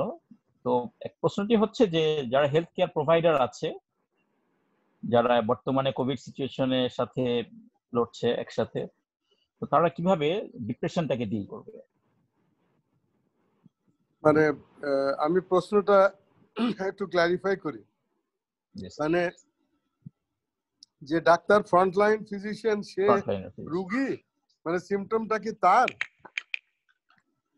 তো ওটা এইভাবে লেখে, ওরা মানে বলেছে যে যারা এইভাবে এরকম করছে তাদের মধ্যে ডিপ্রেশন তৈরি হচ্ছে, সেটাকে তারা কিভাবে ডিল করবে, ফ্রন্টলাইনার্স। আমরা যেটা দেখছি যে প্রথম যখন কোভিড প্যান্ডেমিক আউটব্রেক শুরু হলো, তখন এটি তো সবার কাছে অজানা ছিল, এবং এর যে ভয়াবহতা আমরা কিছুদিনের মধ্যে টের পেলাম। এটা পাওয়ার পরে হলো কি যে মানুষ আতঙ্কিত হয়ে গেল, এবং এরকমও দেখা গেছে যে হসপিটালে বাধ্য হয়ে ডাক্তারকে যেতে হয়েছে, কিন্তু ভয়ে সে পালিয়ে বেরোচ্ছে, সে পালিয়ে যাচ্ছে হসপিটাল থেকে, এবং রোগীর মুখোমুখি হচ্ছে না। আসলে তখনও পর্যন্ত আমরা জানতে পারি নাই যে এই রোগীর সামনে গেলেই সে যে এতে আক্রান্ত হবে এবং তার জন্য কি প্রিকশন নিতে হবে, এটিও কিন্তু ফ্রন্টলাইন ডাক্তারদের পুরোপুরি জানা ছিল না, নাম্বার 1। নাম্বার 2 হচ্ছে যে আমাদের সবারই সন্তান আছে, পিতামাতা আছে, এবং আমাদের নিজেদেরও রোগ বালাই সম্বন্ধে সবারই ভয় আছে, এবং এই ভয়টা আরো এর সঙ্গে সোশ্যাল ফোবিয়া কিছু যোগ হয়েছে। কারণ শোনা গেছে চায়নাতে এই হচ্ছে, তারপরে ইটালিতে মানুষ মরে একদম ঘরের মধ্যে পড়ে আছে, সরানোর লোক নেই। এই যে জনশ্রুতি, এবং এই জনশ্রুতি মানুষকে আরো বেশি ভীতবহবাল করে তুলেছে। সর্বোপরি যাকে এটি চাক্ষুষ সামনাসামনি হতে হচ্ছে, তার কোন রকম আমরা যেটাকে বাংলায় বলি ঢাল নেই, তরোয়াল নেই, নিধিরাম সর্দার। এই নিধিরাম সর্দারকে যে এইরকম একটি অবস্থার সামনাসামনি হতে হচ্ছে, definitely that was a very big threat. এবং এই ভয়টা রিয়েল সেন্সে it was a phobia, not only the fear or the anxiety. কাজী এটি তাদের মধ্যে নিতান্তই খুব বেশি একটা বিষয় ছিল। এক, দুই নম্বর হচ্ছে হেলাল আগেই বলেছে যে এটার যেমন it is a social determinants এর ভিতরে আছে।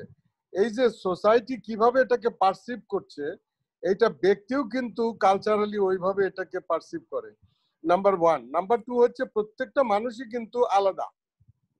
আমার রোগ বালাই হলে আমি কি করব? আমার একজন শিক্ষক আগে এক্সাম্পল দিতেন, প্রফেসর চৌধুরী সাহেব, যে কারো 99 ডিগ্রি জ্বর, ওরে মাবারে বাবারে আমার সমস্ত সম্পত্তি লিখে নাও রে বলে ছেলে মেয়েদেরকে ডেকে ডেকে সম্পত্তি সব লিখে দিল।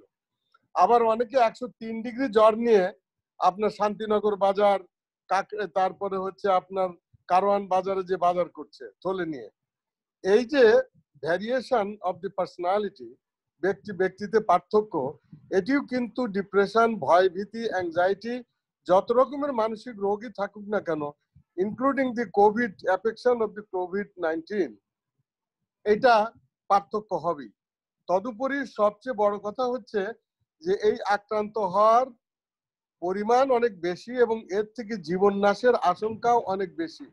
এবং এটিতে যারা ফ্রন্টলাইন ডাক্তার তাদের ভিতরে এটি ঘটেছে। এবং আমরা হেলালের বক্তব্য থেকে এবং আমাদের হাতে যে সমস্ত প্রমাণ আছে, জার্নাল থেকে, আর্টিকেল থেকে, বিভিন্ন বৈজ্ঞানিক শাস্ত্র থেকে, যে এটির সংখ্যা 5 গুণ 7 গুণ বেড়েছে। অতএব এটি সত্যিকার অর্থে বিষণ্ণতার পরিমাণ বর্তমানে বাংলাদেশে নয়, শুধু সারা বিশ্বেই তুলনামূলকভাবে অনেক বৃদ্ধি পেয়েছে। এবং তার ফলে ওই মানুষটির যে ডিসএবিলিটি অ্যাডজাস্টেড লাইফ ইয়ার্স, সেটিও কিন্তু বেড়েছে। এবং মানুষ এখন এই অসুস্থতা বেড়ে গিয়েছে। আমার অনেক বন্ধু, আমার 5-7 জন বন্ধু একদম মরার ঘর থেকে বেঁচে এসেছে এবং তাদের সবাই কিন্তু ডিপ্রেশনের রোগী। আমাকে ফোন করে বলে, ভাই আমাদেরকে একটু দেখতো ভাই, এটা বিষণ্ণতা নাকি? আমার তো রাত্রে ঘুম আসে না, বুক ধরপড় করে, তারপরে ওই হসপিটালে যাওয়ার কথা শুনলে, প্রাইভেট প্র্যাকটিসে যাওয়ার কথা শুনলেই মনটা মোচড় দিয়ে ওঠে, আমি খেতে পারি না এবং কোনো কিছুই ভালো লাগে না। আগে নামাজ পড়তাম, কত মজা লাগতো, আগে বন্ধুদের সঙ্গে গল্প করতাম, আড্ডা দিতাম, খাওয়ার টেবিলে বসে বাচ্চাদের সঙ্গে খাবার এনজয় করতাম। এখন এগুলো আমরা কিছুই করতে পারি না। আমরা এটাকে বলি inability to enjoy day to day activities. এটি হলো বিষণ্ণতার একটি লক্ষণ, আমরা ইংরেজিতে এটাকে বলি অ্যানহেডোনিয়া। অতএব আমাদের এই পরিমাণ ফ্রন্ট লাইন ডক্টরদের মধ্যে, চিকিৎসকদের মধ্যে অনেক বেশি। এবং আমাদের শুভাগত বাবু যে বায়োকেমিস্ট্রির প্রফেসর, উনি কিন্তু অনেকগুলো পোস্ট দিয়েছেন, অনেকগুলো ইয়ে করেছেন। উনি এদেরকে গোল্ডেন সান এবং চ্যাম্পিয়ন অমুক বলে বহুভাবে এদেরকে প্রেইজ করেছেন, যে তোমরা এই বিষণ্ণতা থেকে উঠে আসো, শক্তি সঞ্চার করো এবং তোমরা সামনে এগিয়ে যাও। ভীতুরা মরার আগেই অনেকবার মরে, কিন্তু সাহসীরা একবারই মরে। কাজে তোমরা এগিয়ে আসো, মানুষকে সেবা দাও এবং এই মহান ব্রত থেকে পিছপা হও না। অতএব আমাদের এই যে বক্তব্য যে এদের মধ্যে বিষণ্ণতা বেশি হচ্ছে, কিন্তু এর জন্য ট্রিটমেন্ট নিতে হবে এবং ট্রিটমেন্ট দিতে হবে।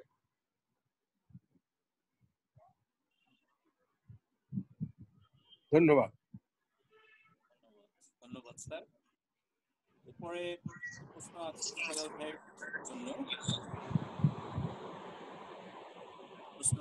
ভাইয়ের জন্য। তো প্রশ্নটি অনেকেই করেছে যে হচ্ছে যে যাদের একবার ডিপ্রেশন হবে তাদের পরবর্তীতে ডিপ্রেশন হওয়ার চান্স কত? যাদের একবার ডিপ্রেশন হয়, আমরা বলেছি যে 100 জন মানুষের মধ্যে 80 জনেরই পরবর্তীতে ডিপ্রেশন হওয়ার আশঙ্কা কিন্তু থাকে, মানে 80% রিকার করে। কিন্তু এটি কিন্তু নির্ভর করে তার অনেকগুলো কারণের উপর, মাল্টিফ্যাক্টরিয়াল। সে ব্যক্তির গড়নটি, তার ব্যক্তিত্বের গড়নটি কিরকম, তার সোশ্যাল সাপোর্টটি কিরকম, সে প্রথমবার ডিপ্রেশন হওয়ার পরে কতদিন কি পরিমাণে চিকিৎসা নিয়েছিল এবং চিকিৎসাটা সে যথাযথভাবে নিয়েছিল কিনা সেটার উপর, এবং তার কিছু কিছু দীর্ঘমেয়াদী শারীরিক রোগ, সাবস্টেন্স এবং যেগুলোর উপর।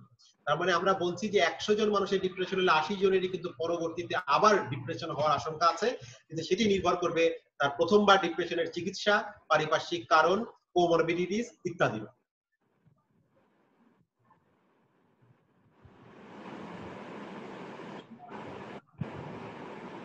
আরেকটি কমন প্রশ্ন যেটি এসেছে যে আমি রাব্বানী স্যারের কাছে তাহলে করতে যাচ্ছি যে ডিপ্রেশনের ক্ষেত্রে সবচেয়ে মানে মোস্ট ইম্পর্টেন্ট রিস্ক ফ্যাক্টর কি কি থাকতে পারে যেগুলোর জন্য ডিপ্রেশন সবসময়? আরেকটু ক্লিয়ারিফাই করে বলো, একটু ক্লিয়ার করে। Risk factor of depression sir, risk factors of depression. আচ্ছা, আমরা তো হেলালের যে আমরা স্পিচ থেকে যেটা দেখলাম যে ডিপ্রেশন সবারই হতে পারে, starting from the early childhood, even কি পেডিয়াট্রিক বাচ্চাদের মধ্যে, নিউনাটের মধ্যে ডিপ্রেশন থাকে। আবার যে অ্যাডোলেসেন্টদের মধ্যে আমি অনেক বাচ্চাকে দেখেছি যারা প্রাইমারি স্কুলে পড়ে এবং 5-7 বছর বয়সী বাচ্চা, এবং নিউনাটদের মধ্যেও ডিপ্রেশন হয়, বাচ্চা খুব ক্র্যাঙ্কি হয়, রাত্রিবেলা ঘুমায় না, কান্নাকাটি করে। আবার এমনকি শিশুদের মধ্যে তো ডিপ্রেশন হয়, সেটা আমরা জানলাম, এবং তার ফলে হয় কি তারা স্কুলে যেতে চায় না, মা বাবাকে বিরক্ত করে, ঘ্যান ঘ্যান করে, খ্যান খ্যান করে, খেলাধুলা করে না, এটি আমরা দেখলাম। কিন্তু রিস্ক কোথায় বেশি? আমরা জানি এক্সট্রিম অফ দি এজেস, তার মধ্যে বয়স যত মানুষের বাড়তে থাকে তার ভিতরে ডিপ্রেশনের রিস্ক অনেক বাড়তে থাকে। এবং হেলাল খুব স্পষ্টভাবে এবং সুন্দরভাবে বলেছে যে বয়স বাড়ার সঙ্গে সঙ্গে মানুষের অনেক কিছু বৃদ্ধি পায়, যেমন তার বিত্ত বৈভব বাড়ে, ওই রকম রোগের ঝুলিতে অনেকগুলো রোগ জমা হয়, যেমন ডায়াবেটিস হয়, হাইপারটেনশন হয়, তারপরে সিওপিডি থাকে, তারপরে তার ভিতরে ক্যান্সার আসে, তার ভিতরে আরো নানান ধরনের জটিল রোগ হয়, যার সঙ্গে বিষণ্ণতার সক্ষতা অনেক বেশি। এবং এগুলো হচ্ছে রিস্ক ফ্যাক্টর। মানুষের বয়স, তার যে লিঙ্গ, যেমন হেলাল বলেছে আমাদের দেশের মেয়েদের মধ্যে বিষণ্ণতা বেশি। এছাড়াও আরেকটা জিনিস আমরা দেখি যে যখন মানুষ রিটায়ারিং এজে আসে, বিশেষ করে যারা চাকরিজীবী, তারা যখন পিআরএল এ যায় তখন করে কি, জায়নামাজ দিয়ে দেয়, টুপি দিয়ে দেয়, তসবি দিয়ে দেয়। তার মানে তোমাকে দিলাম, তুমি আর নাই, তুমি শেষ, তোমার তো আর কিছু থাকলো না। আসলে এই যে মানুষকে বিদায় দেওয়ার যে পদ্ধতিটা, আসলে এটাও পরিবর্তন করা দরকার। আসলে মানুষের নিজের জীবনেরও একটা উপলব্ধি এবং তার জন্য বৃদ্ধ বয়সে এবং বেশি বয়সে তার একটা প্রস্তুতি থাকা দরকার। আমার বয়স বাড়বে, আমার চাকরি থাকবে না, আমি রিটায়ার করব, আমার আয় রোজগার কমে যাবে, আমার ছেলেমেয়েরা তারা তাদের নিজেদের কাজে চলে যাবে, আমাকে দেখবে না। এই যে বয়োজ্যেষ্ঠ মানুষদের এই যে বিষয়গুলো, এটি কিন্তু রিস্ক ফ্যাক্টর। প্লাস মায়েদের বেলা আবার কিন্তু বেশি বয়সী মায়েদের বেলায় কিন্তু এটা কম, কারণ মায়েরা কিন্তু তার মেয়েদের কাছে থাকতে স্বাচ্ছন্দ্য বোধ করে। প্লাস বৌমারাও যতই তাকে জ্বালাক না কেন, মেয়ে এটা জেন্ডার ইস্যুর কারণে তারা কিন্তু এটাতে হজম করতে পারে।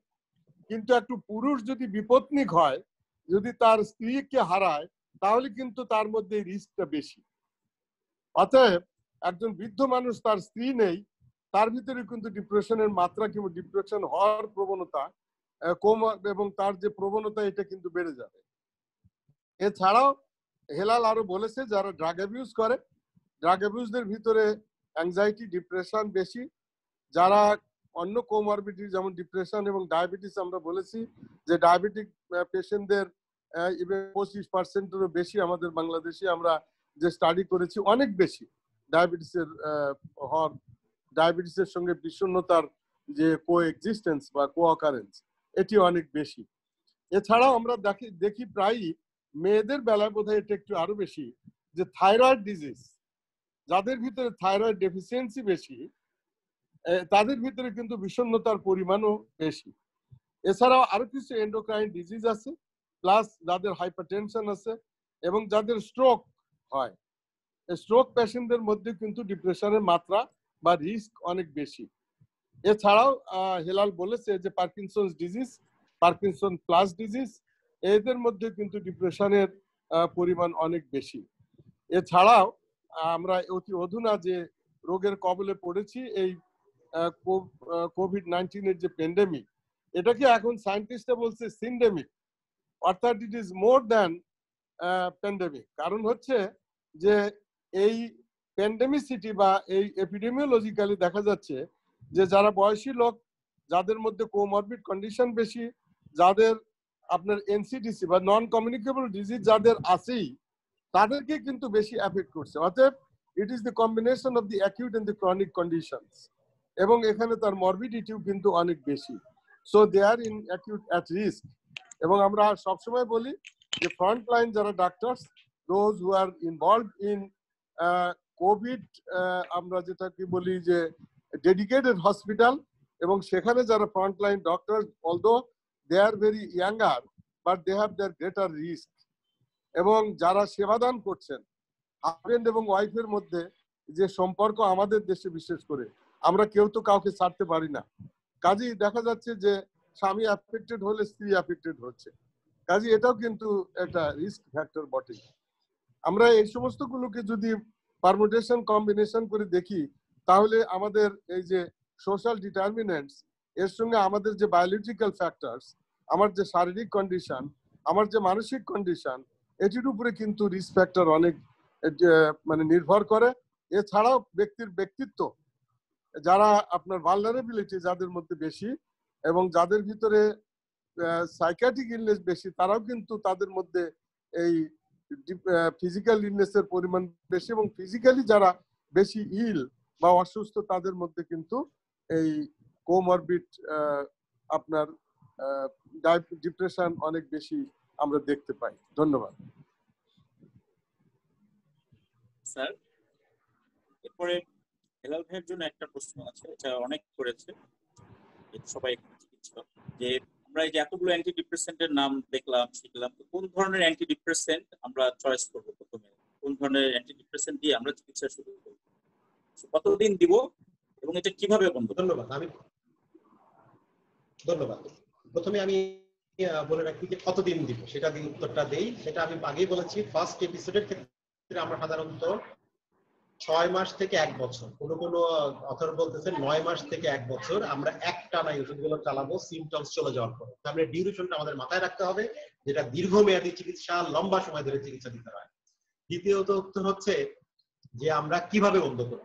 আমরা বলবো যে ধীরে ধীরে ট্যাপার করে বন্ধ করবো, স্পেশালি টিসি এর ক্ষেত্রে, ট্রাইসাইক্লিক অ্যান্টিডিপ্রেসেন্টের ক্ষেত্রে আমরা ধীরে ধীরে ট্যাপার করে বন্ধ করবো। এটা অন্যান্য ওষুধ যেভাবে ট্যাপার করে বন্ধ করি, যেভাবে ট্যাপার করি, বেনজোডাইজিপিন যেভাবে ট্যাপার করি, সেভাবে বন্ধ করবো। 2 সপ্তাহ থেকে 6 সপ্তাহের মধ্যে এর বেশি ট্যাপার করার প্রয়োজন পড়ে না। এবার আসি প্রথম প্রশ্নটা, যেটা খুব গুরুত্বপূর্ণ, যে কোন ওষুধটি আমরা দিব, টিসিএ, এসএসআরআই, এসএনআরআই। এর উত্তর হচ্ছে, আমি কিন্তু বলেছি যে আমরা ডিপ্রেশনের চিকিৎসা দিব না, আমরা দিব মিস্টার অমুক উইথ ডিপ্রেশনের চিকিৎসা, আমরা তার ব্যক্তির চিকিৎসা দিব, যে ব্যক্তির ডিপ্রেশন আছে, অর্থাৎ তার সিচুয়েশনটা আমরা অ্যানালাইসিস করতে হবে। তিনি কি বয়স কত, তিনি কি নারী না পুরুষ, তার কি ওজন বেশি না কম, তার কি কোমরবিডিটি আছে না নাই, তার কি ডায়াবেটিস আছে না নাই, তার কি কোনো প্রেগন্যান্সি আছে না প্রেগন্যান্সি নাই, তিনি কি অন্য কোনো শারীরিক সমস্যা আছেন না নাই, তার কি ঘুম বেড়ে গেছে না ঘুম কমে গেছে, তার কি খিদে বেড়ে গেছে না খিদে কমে গেছে। অর্থাৎ আমরা তাকে অ্যাসেস করে, তার অ্যাসেসমেন্ট করে আমরা তার ডিপ্রেশনের চিকিৎসাটি দিব। সুতরাং কি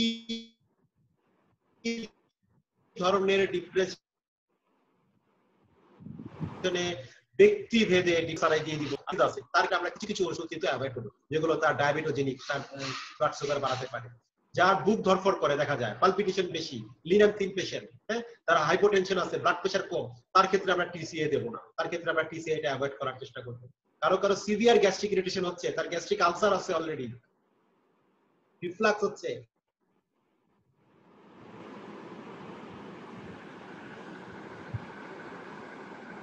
তার ক্ষেত্রে আমরা কোন ধরনের অ্যান্টিডিপ্রেসেন্ট যেমন যেটা গ্যাস্ট্রিক রিফ্লাক্স, তার কোমর, বিভিন্ন ধরনের শারীরিক সমস্যা, তার আচরণ, তার পার্সোনালিটি, তার প্রত্যেকটি জিনিস বিবেচনা করে কিন্তু আমাদের এখানে হচ্ছে আমাদের ওষুধ দেওয়ার ক্ষেত্রে এটা একটা আর্ট, সেইভাবে আমরা দেওয়ার চেষ্টা করি। ধন্যবাদ। থ্যাংক ইউ হেলাল ভাই। ও পরবর্তী প্রশ্ন রাব্বানী স্যারের কাছে, ডিপ্রেশন এড়িয়ে যাওয়ার উপায় কি কি আছে? ডিপ্রেশন এড়িয়ে যাওয়ার উপায় কি, এটা একটা সুন্দর প্রশ্ন। কি আছে আসলে রোগ তো রোগ যে কোনো মানুষের হতে পারে, আর এটা এড়ানোর কোনো উপায় নেই। হ্যাঁ আছে, উপায় আছে। কোনটা উপায় আছে? যেমন রিঅ্যাক্টিভ ডিপ্রেশন বা যে সমস্ত ডিপ্রেশনগুলো মানুষের স্ট্রেসের উপরে নির্ভর, যেগুলো মানুষের সোশ্যাল কন্ডিশনের উপরে নির্ভর, যেগুলো তার লাইফস্টাইলের উপরে নির্ভর, এবং যে জিনিসগুলো তার অন্যান্য কোমরবিড কন্ডিশনের উপরে নির্ভরশীল।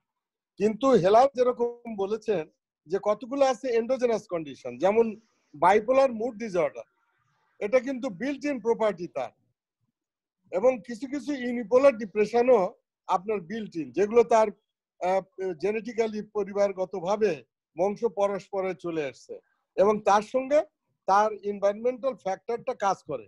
আমরা একটা সূত্র সবসময় ইউজ করি, জিন অ্যান্ড এনভায়রনমেন্ট, এবং এই এনভায়রনমেন্ট এবং এই জেনেটিক ফ্যাক্টর গুলোকে কিন্তু অস্বীকার করা যাবে না। অনেক মানুষ আছে বলে, ভাই আমার তো কোনো অসুবিধা নাই, আমার তো সব আছে, সন্তান সন্ততি পরিবার, আমার বিত্ত বৈভব, কোনো কিছুর অভাব নাই, তারপরে কেন মন খারাপ লাগে, তারপরে কেন কান্না আসে? এটি হচ্ছে তার এন্ডোজেনাস কন্ডিশন। এটা by virtue of his or her birth, by dint of his genetic condition, he is pre-morbid to develop যে তার এটা বিষণ্ণতা হবে।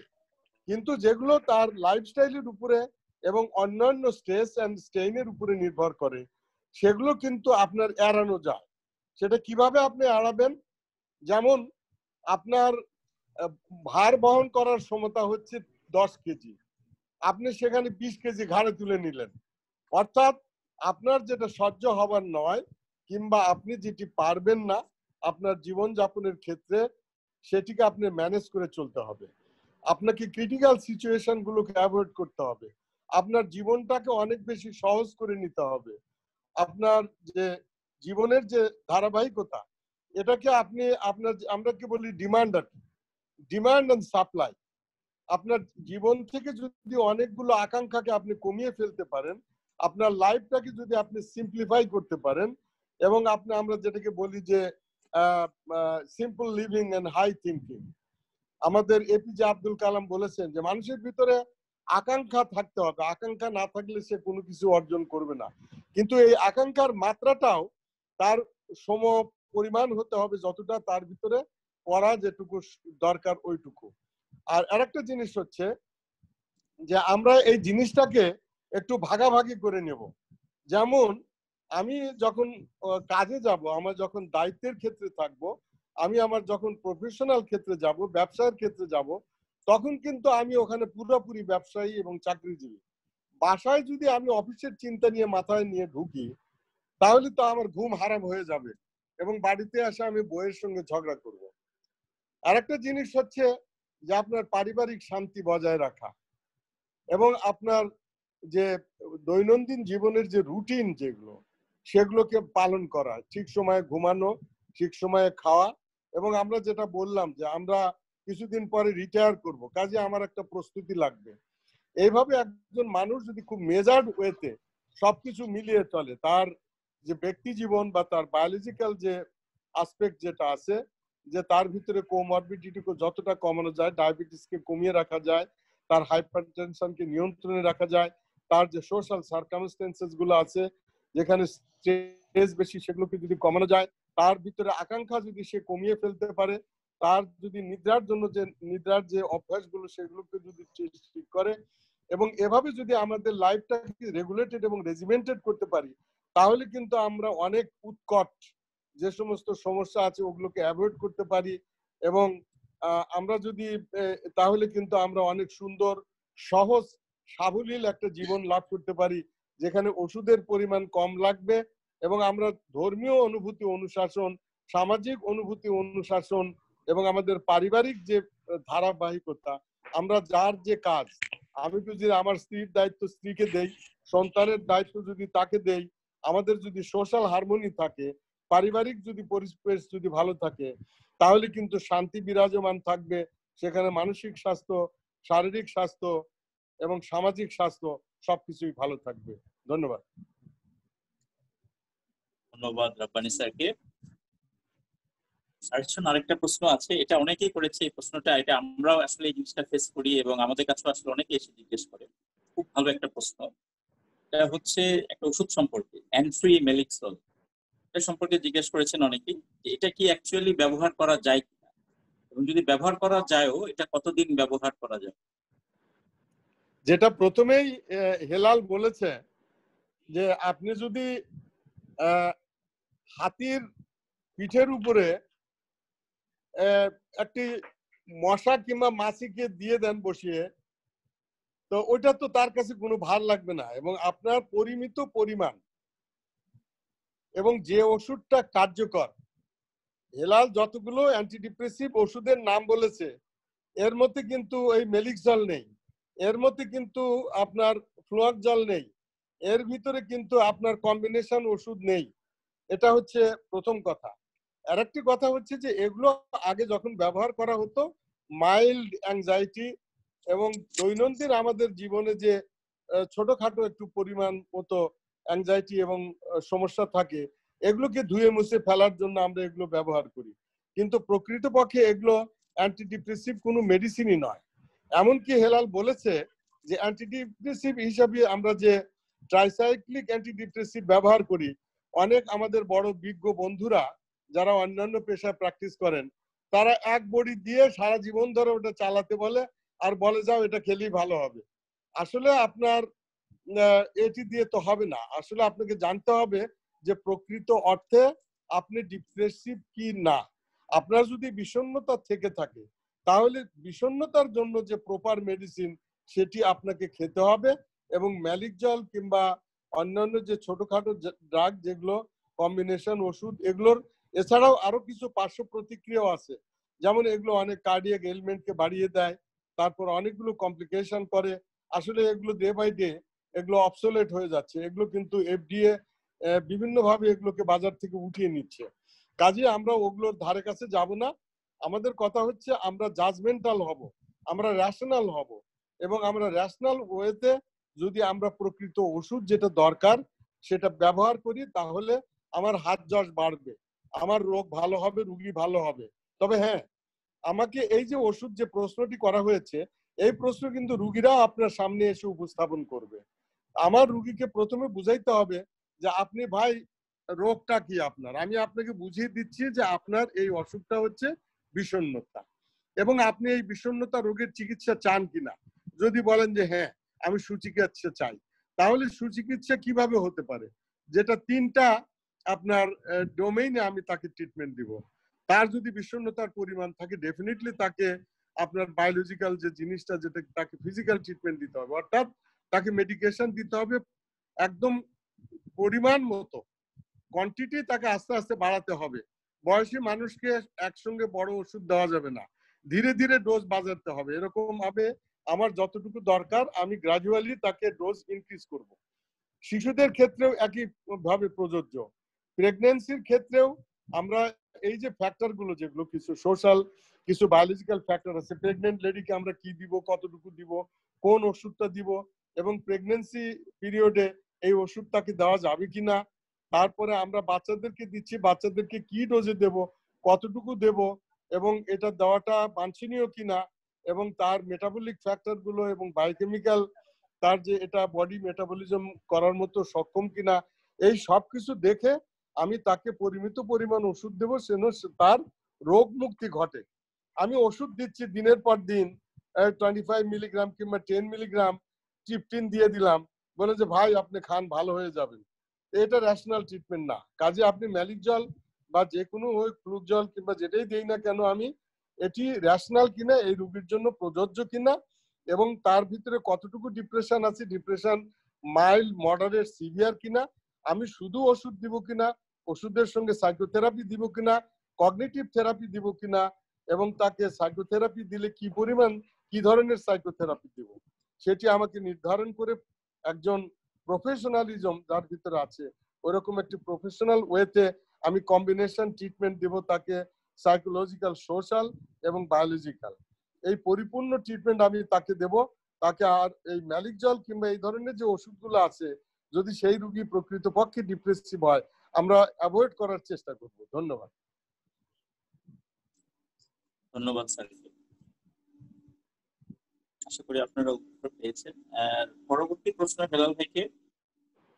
এই জিনিসটা আমাদের কাছে আমরা আসলে অনেকটাই আমরা সাইকিয়াট্রিস্ট হিসেবে আমরা অনেক ফেস করি এই প্রবলেমটা। প্রেগন্যান্সি এবং ল্যাকটেশনাল পিরিয়ডে অ্যান্টিডিপ্রেসেন্ট ব্যবহার করা কতটুকু যুক্তি, এই বিষয়ে একটু জানতে। ধন্যবাদ। এক্ষেত্রে আমরা প্রথমে বলেছি এটা কিন্তু খুব জুডিশিয়াস হতে হবে। প্রেগন্যান্সি এবং ল্যাকটেশনে বিশেষ করে ফার্স্ট ট্রাইমেস্টারে কিন্তু আমাদের বেশ কিছু অ্যান্টিডিপ্রেসেন্টস দেওয়ার সুযোগ কম। ক্যাটাগরি বি ড্রাগ যেটা আছে ম্যাপ্টোটিলিন, সেটা আমরা দিতে পারি ফার্স্ট ট্রাইমেস্টারে, ক্যাটাগরি বি ড্রাগ। কোনো ক্যাটাগরি এ ড্রাগ নাই, অর্থাৎ একদম প্রেগন্যান্সিতে ফুল প্রুফ। আপনারা নিশ্চয়ই ক্যাটাগরি এ বি সি সম্পর্কে জানেন, আমি এই বিষয়ে আলোকপাত করতে চাই না। ক্যাটাগরি বি ড্রাগ হিসেবে শুধু ম্যাপ্টোটিলিনের কথাই বলা হয়েছে, যেটা দেওয়া যেতে পারে। অন্যান্য কিছু কিছু ক্ষেত্রে এসএসআরআই কোনোটা দেওয়া যেতে পারে, যেটা আমরা বলে থাকি থ্রু আউট দ্য প্রেগন্যান্সিতে দেওয়া যেতে পারে। কিন্তু এগুলো খুব জুডিশিয়াস হতে হবে, যে আমার কি এখন ওষুধ দেওয়ার প্রবণতা দরকার আছে বা দরকার নাই। আমি একটি ঘটনার কথা উল্লেখ করেছি, খুব দুঃখজনক একটি ঘটনার কথা আপনাদের উল্লেখ করেছি, যে ওষুধ বন্ধ করে দেওয়ায় প্রেগন্যান্সিতে একজন চিকিৎসক কিন্তু আত্মহত্যার মতো ঘটনা ঘটেছেন। এটি আমি আমার প্র্যাকটিস জীবনে দেখেছি একজন চিকিৎসক। ফলে আমাদের ওষুধের ক্ষেত্রে ভয় পেলে চলবে না, আমাদেরকে কিন্তু রেশনাল হতে হবে, বিচার বিবেচনা করে দেখতে হবে কোন ওষুধটি আমরা দেবো, কখন দেবো না কিনা। এবং ল্যাকটেশনের ক্ষেত্রে আমাদের কোন ওষুধ দেওয়া যাবে, কোনটা দেওয়া যাবে না, কোনটাতে শিশুর মধ্যে ক্র্যাঙ্কি ভাব হবে, আমরা টিসিএ এটা অ্যাভয়েড করার চেষ্টা করব। কোন ক্ষেত্রে আমরা ইমিপ্রামিন দেবো, কোন ক্ষেত্রে আমরা ফ্লুক্সিটিন দেবো, কোন ক্ষেত্রে আমরা এসএসআরআই দিব। সুতরাং এই বিষয়গুলোকে মাথায় রাখতে হবে, কোনটা দেওয়া যাবে না সেগুলোকে আমরা বেশি মাথায় রাখি।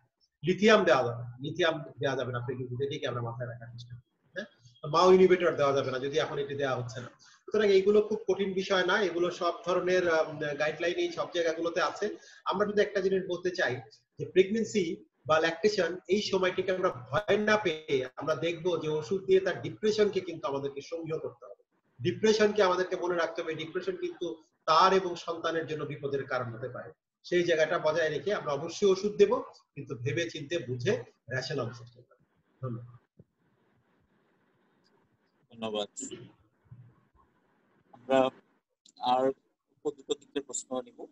তো এরপরে একটা প্রশ্ন আছে স্যারকে, কোম্পানি স্যারকে করছি, যে এটা বলা হয়েছে যে রোগীরা অ্যান্টিডিপ্রেসেন্ট খেতে চায় না, তাদেরকে কিভাবে আমরা ওষুধ, তাহলে অ্যান্টিডিপ্রেসেন্ট কিভাবে খাওয়াবো, কিভাবে বলবো যে তারা খাবে, কি বলবো?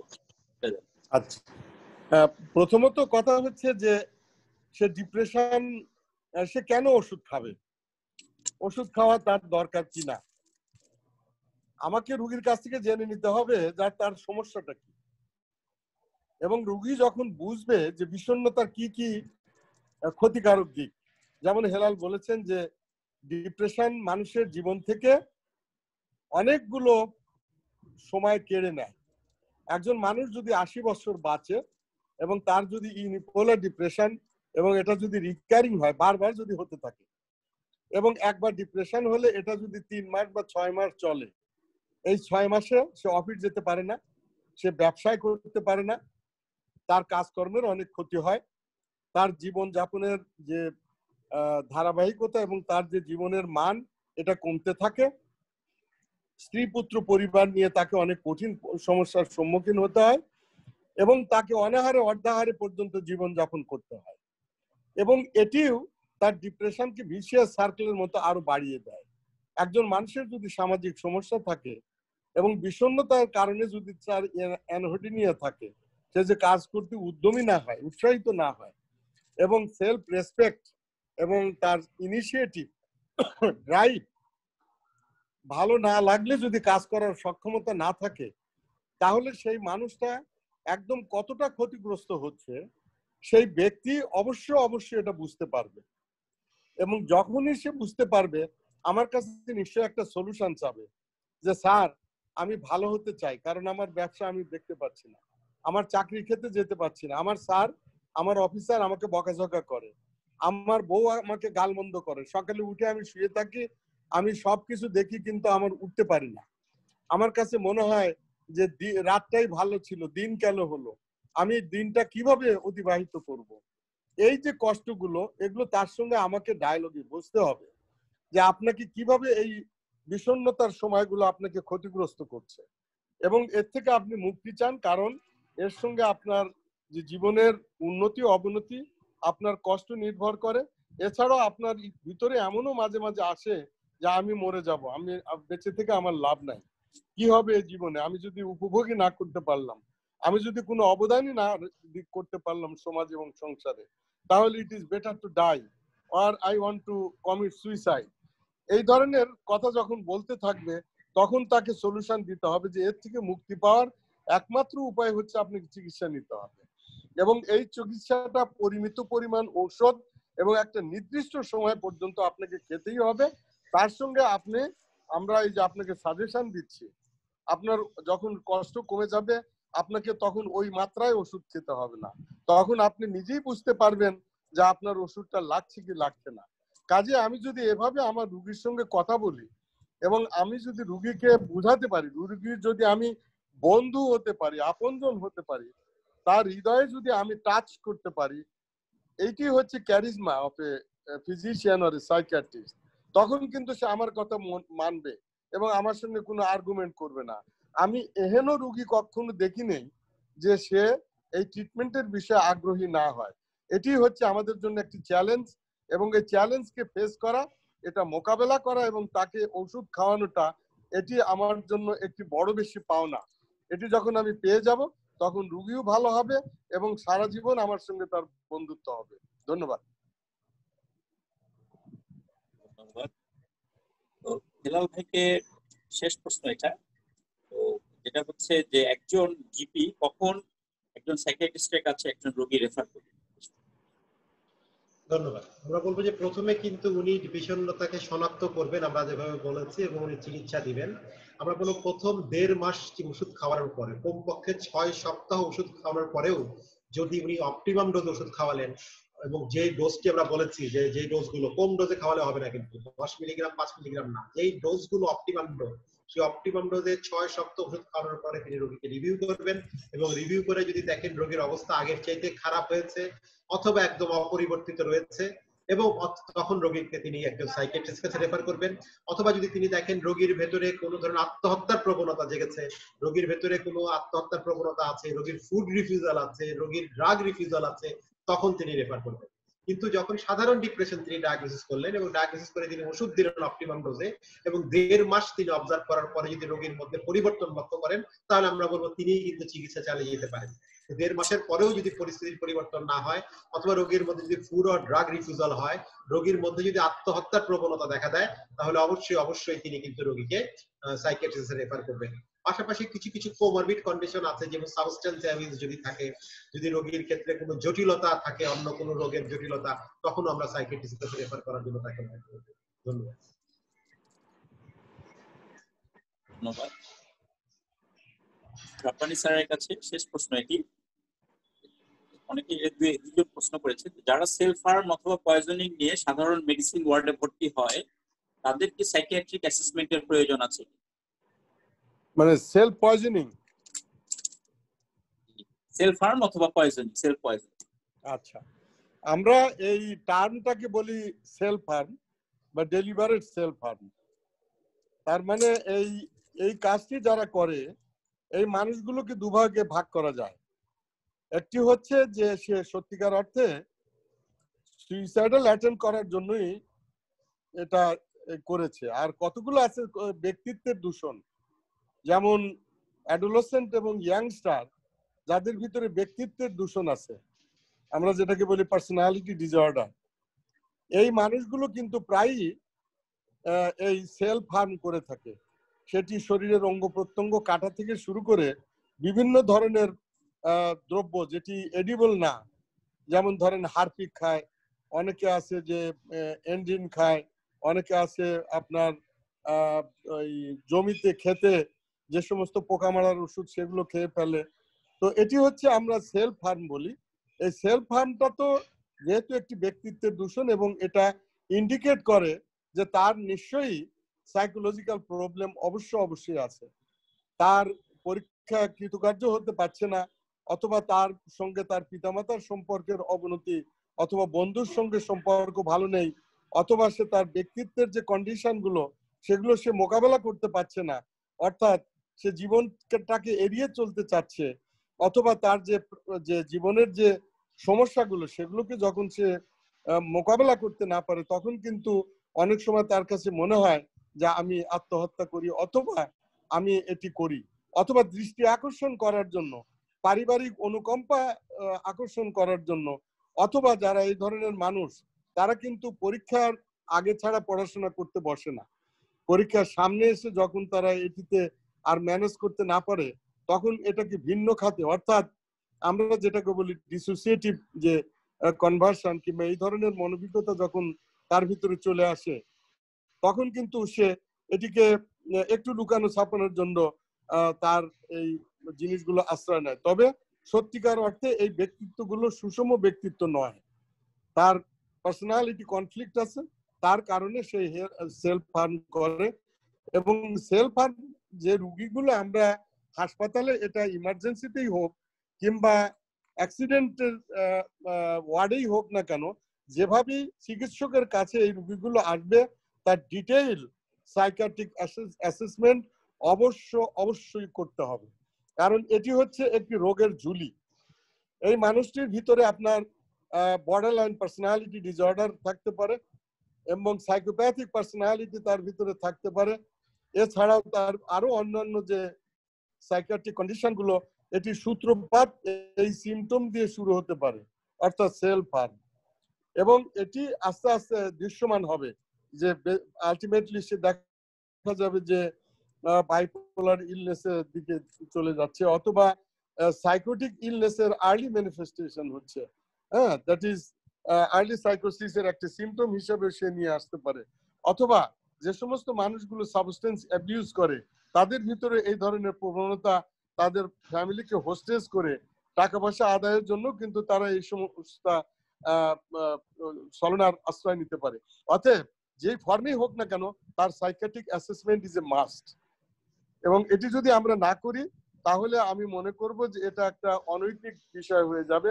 আমি সাইকিয়াট্রিস্ট হই অথবা জেনারেল প্র্যাকটিশনার হই, যেই হই না কেন, আমি যদি ম্যানেজ না করতে পারি তাহলে আমার সাইকিয়াট্রিস্ট বন্ধুকে অথবা আমাদের মতো যারা পেশায় আছেন, যারা মানসিক স্বাস্থ্য পেশায়, তাদের কাছে অবশ্যই আপনাকে রেফার করতে হবে। Thank you sir. আসলে ডিপ্রেশন নিয়ে এত প্রশ্ন এসেছে যে এটি আসলে এত ছোট ওয়েবিনারে আসলে এটা শেষ করা সম্ভব নয়। We're almost close to our end of today's webinar. So before ending, I want to invite Dr. Shahzada Salim, who is currently working as Associate Professor of Department of Endocrinology, BSMMU, as well as the admin of this BD Physician. So for the vote of thanks. So now I'm requesting Dr. Shahzada Salim to give his valuable opinion. Thank you. আমি খুব গর্বিত বোধ করছি, কারণ গোলাম রব্বানী স্যারের সাথে আমি সামান্য কিছু সময় একটু কাজ করার সুযোগ পেয়েছিলাম এবং স্যারের গভীরতাটা আমি তখন দেখেছি। এবং বাংলাদেশে আমি আমার সমসাময়িক কালে সবচেয়ে প্রিয় সাইকিয়াট্রিস্ট ডাক্তার হেলাল উদ্দিনের বক্তৃতা শুনলাম। আমি খুব সবসময় মুগ্ধ হয়ে শুনি, আজকেও শুনেছি, এবং প্রশ্নের ধারাবাহিকতায় কিন্তু আমরা বুঝতে পেরেছি যে জনগণের মনের মধ্যে সেটা ছিল। আর উপস্থাপনাটা দারুণ এক্সিলেন্ট করেছেন। আর বিডি ফিজিশিয়ান সুন্দর একটা প্রোগ্রাম অর্গানাইজ করেছে, এবং এটা আমি এন্ডোক্রাইনোলজিস্ট হিসেবে আমরা কিছু এখানে প্যাথোফিজিওলজি এবং ম্যানেজমেন্ট প্যাটার্ন শেয়ার করি, সেগুলো আলোচনা হয়ে গেছে। ডায়াবেটিস, সেক্সুয়াল ডিসফাংশনের একটা বড় এরিয়া, হাইপোথাইরয়েডিজম, হাইপারথাইরয়েডিজম। আসলে endocrine all disease can cause some form of depression. সেটা ওই ডিজিজের গভীরতার উপর নির্ভর করবে, ডিপ্রেশনের গভীরতাটা কেমন হবে, ওর আউটকামটা নির্ভর করবে আবার ডিপ্রেশনের ফলাফলটা কেমন। তাহলে আমরা কিন্তু অনেকটা আষ্টে পৃষ্ঠে জড়িত আছি। তারপরেও আমার যেটা এই এতক্ষণ যাবত শুনে আমি অনেকগুলো ক্ষেত্রে লাভবান হয়েছি, এবং আমার মনে হয় যদি এই সিমিলার ফরম্যাটের প্রোগ্রামগুলো মাঝে মাঝে একটা রেগুলার ইন্টারভালে করা যায়, আরো অনেকেই যদি শুনেন, বিশেষ করে যারা ফিজিশিয়ান বিভিন্ন আলাদাভাবে যারা প্র্যাকটিস করছেন তাদের জন্য খুব লাভবান হবে।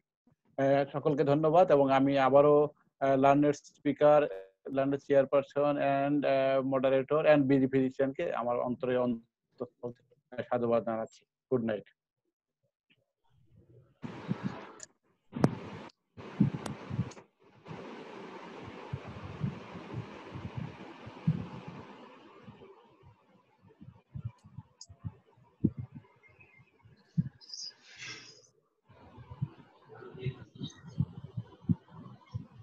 Thank you. সো আমরা আজকে তাহলে আমাদের ওয়েবিনার এখানেই শেষ করছি। সবাইকে ধন্যবাদ। আমাদের এই প্রোগ্রামে থাকার জন্য। চেয়ারপারসন স্যারকে কিছু বলার জন্য একটা আহ্বান জানালে ভালো হবে কনক্লুশন রিমার্ক দেওয়ার জন্য। আমরা দীর্ঘক্ষণ ধরে বিষণ্ণতা, ডিফাইন অ্যান্ড ডিফিট এর আদ্যপান্ত আমার প্রিয় ছাত্র এবং সুহৃদ, আমি অনেক কিছুতে যার উপরে নির্ভর করি, হেলাল এহেন জায়গা রাখিনি যেটি টাচ করেনি। সামান্য একটু যেটু ছিল এন্ডোক্রাইনের বিষয়টা, ওটি আমি একটুখানি যৎসামান্য বলেছি, এবং আমাদের বন্ধুবদ যে সেলিম উনিও বলেছেন।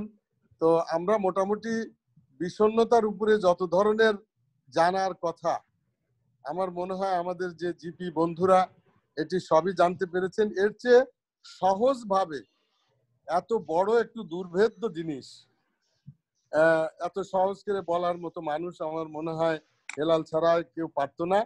এবং আমি মনে করি তারা এটাতে অনেক পাণ্ডিত্য লাভ করেছেন সবাই, এবং এটি তাদের জন্য পাথেয় হয়ে থাকবে সারা জীবনে প্র্যাকটিসের জন্য।